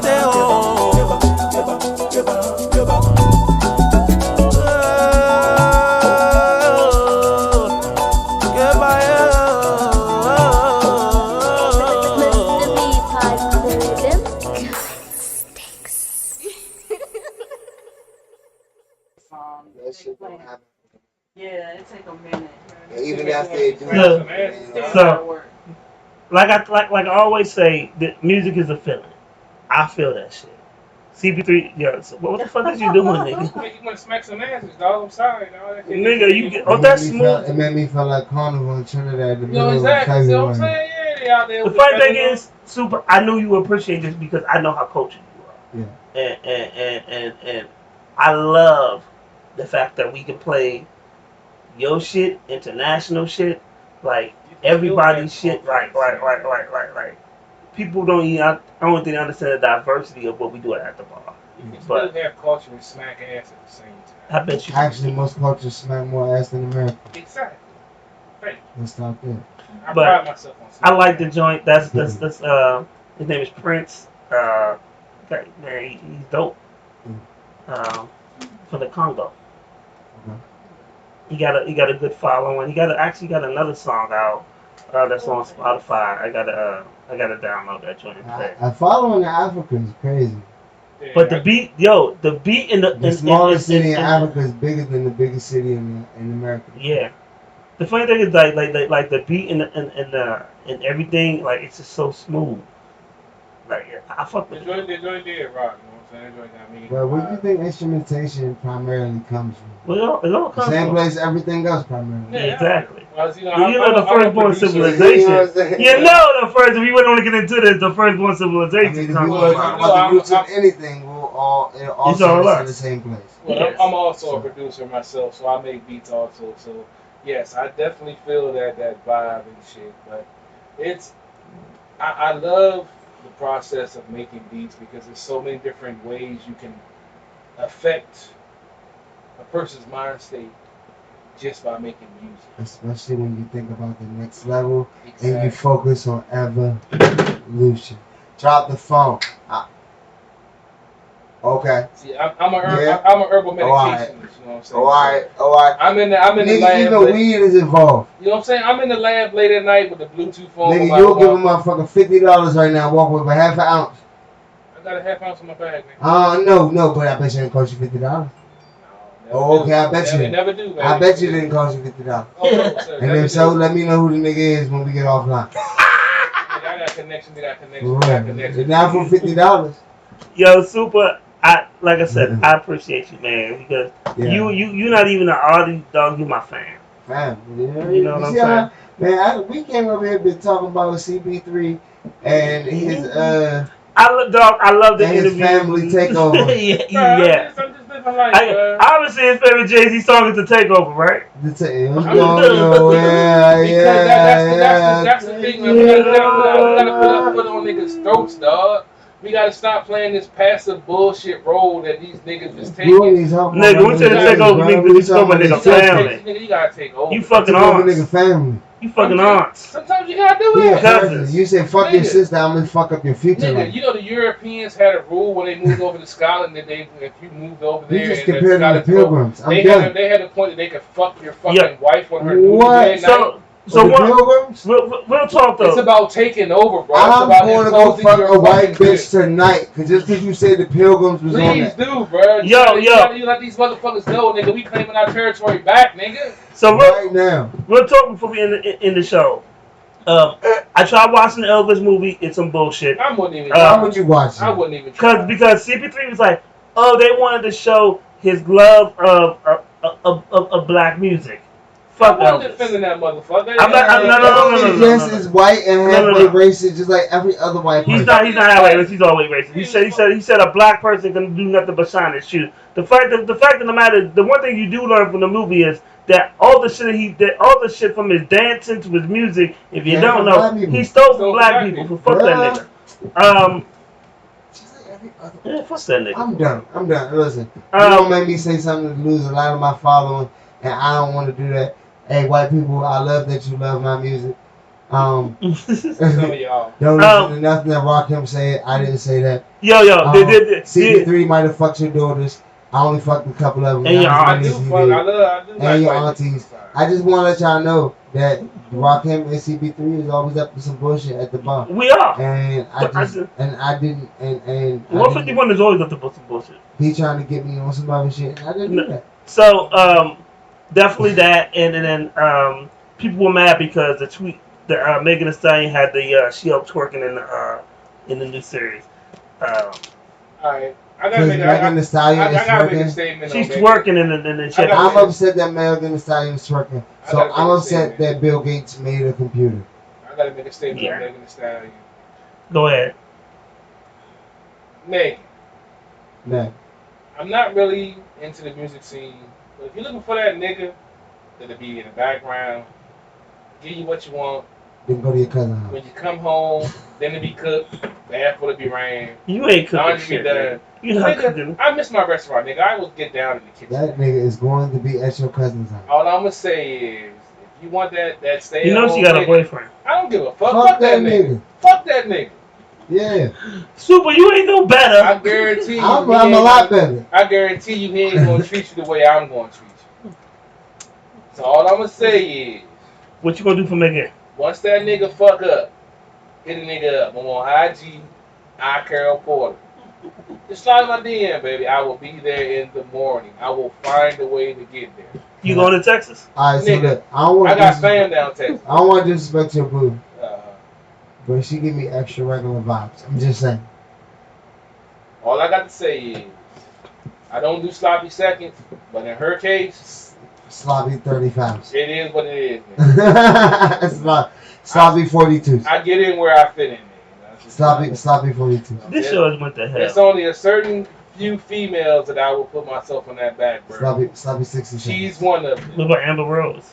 Sloppy 78s. I like her little bald head ass, but I can't put her on. Amber Rose. Sloppy 85s. Yeah, I couldn't put her on that list. I couldn't put her. But it's a couple of Amber them Rose. females. Sloppy. Period. Not even a number. Megan Thee Stallion. Yeah, I'm not tripping. I'm not a fan of your music. I don't really listen to it. I don't know what the fuck you say. But Amber Rose been a horse since she got in. yeah, Kanye be cool, but yeah, I'm gonna fuck you. You know what, dog? I ain't know for white I really, man. I really thought we was gonna do a 2-hour show today. He made his wife smash a Ray J. Yo. For real, okay, I gotta ask you a question. Even though with all the so-called toxic bullshit about Yeah. Kardashian family, would you still fuck Kim K and be in a relationship? Yes, every jump that you have smashed and smashed somebody, get over it. Thank you. I was just checking. I thought I You was still on fuck? You still fucking? Kim K will change your life. it. Bruh. Kim K listen, I believe that Kim K and Kanye West was laying in the bed, right? And she looked at him and was like, babe, you put in a lot of real good effort into real good music, and you only make okay numbers. How about, what if I told you you could take no effort, make real bad music, and still double your numbers?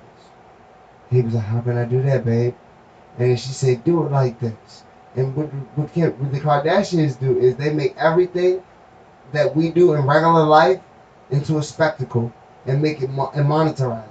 Yeah. These motherfuckers went to a Whole Foods, came out and had a flash mob dance team out front of the fucking Whole Foods, and that video made $500,000.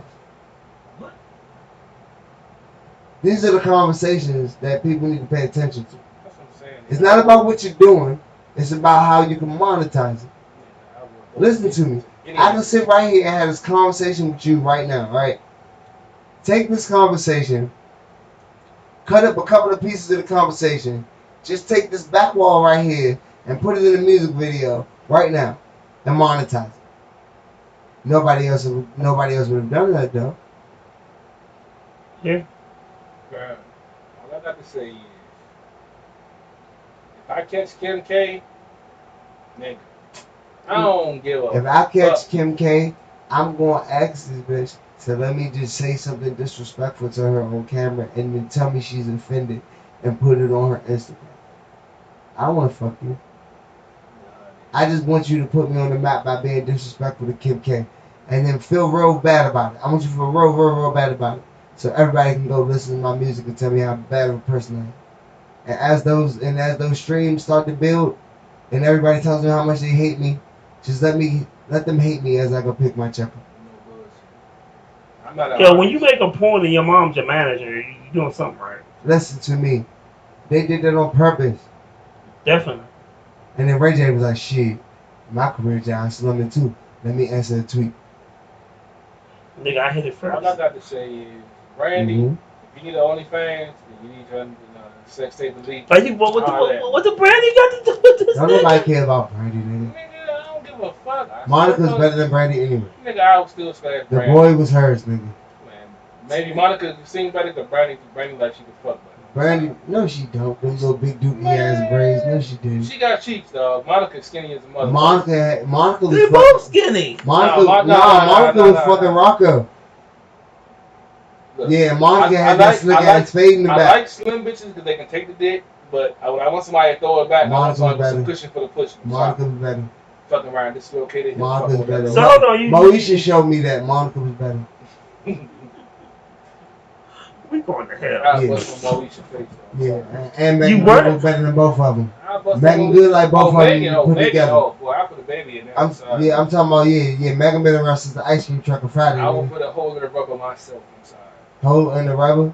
Yeah. I'm not putting no holes in the rubber. I'm sorry. I'm making bitches make conscious decisions. Listen, Fuck that. we I'm trying can get to the top. You I'm and I. 44, nigga. I'm older. Nigga. I'm a trying method to manager. Yeah, I'm From trying now to to the bitches day we die. You know, but y'all both some I'm crazy. trapping bitches. At least listen. Don't say both of y'all. I said at least I'm being honest. He just said I'm he being trapping honest bitches. too, nigga. I'm done. trapping bitches. I He ain't having no being faking honest in my right shit. now, but they're not watching this interview. That's what I'm trying to tell you. He not gonna show them neither. But it's That's on the what I'm record. saying. When He we go to wild. court, it's on the record. I told these Mhm. bitches. They didn't See? listen. That's not my fault. All right, see, we about to end the show. What you want? You want All of Me by Renegade, or you want the drop off? Let's get a drop off. I knew you said that, you punk motherfucker. Love, peace. We out here. We out here. Thank you, Super Cool Cat, man. I want you to get this fuck where he brings. I want you to find this Nancy boy Elliot Ness. I want him dead. I want his family dead. I want his house burnt to the ground. I want to go to the middle of the night. I want to piss on his ass.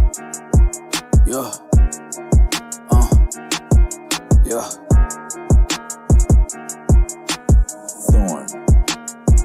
I love you, Bobby. All my bitches all wear designer, we'll do knockoffs. Switch about a little paper, man, that is not law. Got a young nigga who don't play, bout to pop off. We about to go and make a play, that's a drop off. All my bitches all wear designer, we'll do knockoffs. Switch about a little paper, man, that is not law. Got a young nigga who don't play, bout to pop off. We about to go and make a play, that's a drop off. They always wondering why I act like this, cause my block hard. They wonder why she always in my whip, cause that top's off. I'm always clipping, gripping on that glick, don't make it hot dog. And if she acting like she with the shits, I got that hot sauce. They always know I'm in touch with these streets, don't need no iPhone. If he always show a nigga love, you know I ride for him. Got a couple your homies turn on you, they ain't gon' cry for you. Run around like you the man, rub it down and go and put the iron on you. Had to live to learn a lesson, this is what you die for. Every day this shit a blessing, cause it's been what I want. Never dealt with pounds on my night, on my high horse. We was always sitting in the kitchen, left them pots on. All my bitches all wear designer, we don't do knockoffs. Switch about a little paper, man, that is not law. Got a young nigga who don't play, bout to pop off. We about to go and make a play, that's a drop off. All my bitches all wear designer, we don't do knockoffs. Switch about a little paper, man, that is not law. Got a young nigga who don't play, bout to pop off. We about to go and make a play, that's a drop off. Okay, them niggas, they don't really want no work, we get them knocked off. Niggas grabbing switches or the pumping, that's the sawed off. I got bitches running in and out the trap, they like the fuck raw. And me and Slime got the packs from the back, so we count up. Whip with the stick, my niggas got drip, and bitches love me. The one out of two, don't get it confused, plus your mother love me. I know niggas that can't count the two, but they got hella money. I know niggas I can't trust their moves, niggas hella funny. Aye, fresh out the ghetto legit. She suck me off like a tick. She love when I hit and don't miss. She love when I pull up to the curbside, tell her show me her tits. He fresh off the perk, he stuck in the jam. He about to run in your shit, yeah, yeah. All my bitches all wear designer, we don't do knockoffs. Switch about a little paper, man, that is not law. Got a young nigga who don't play, bout to pop off. We about to go and make a play, that's a drop off. All my bitches all wear designer, we don't do knockoffs. Switch about a little paper, man,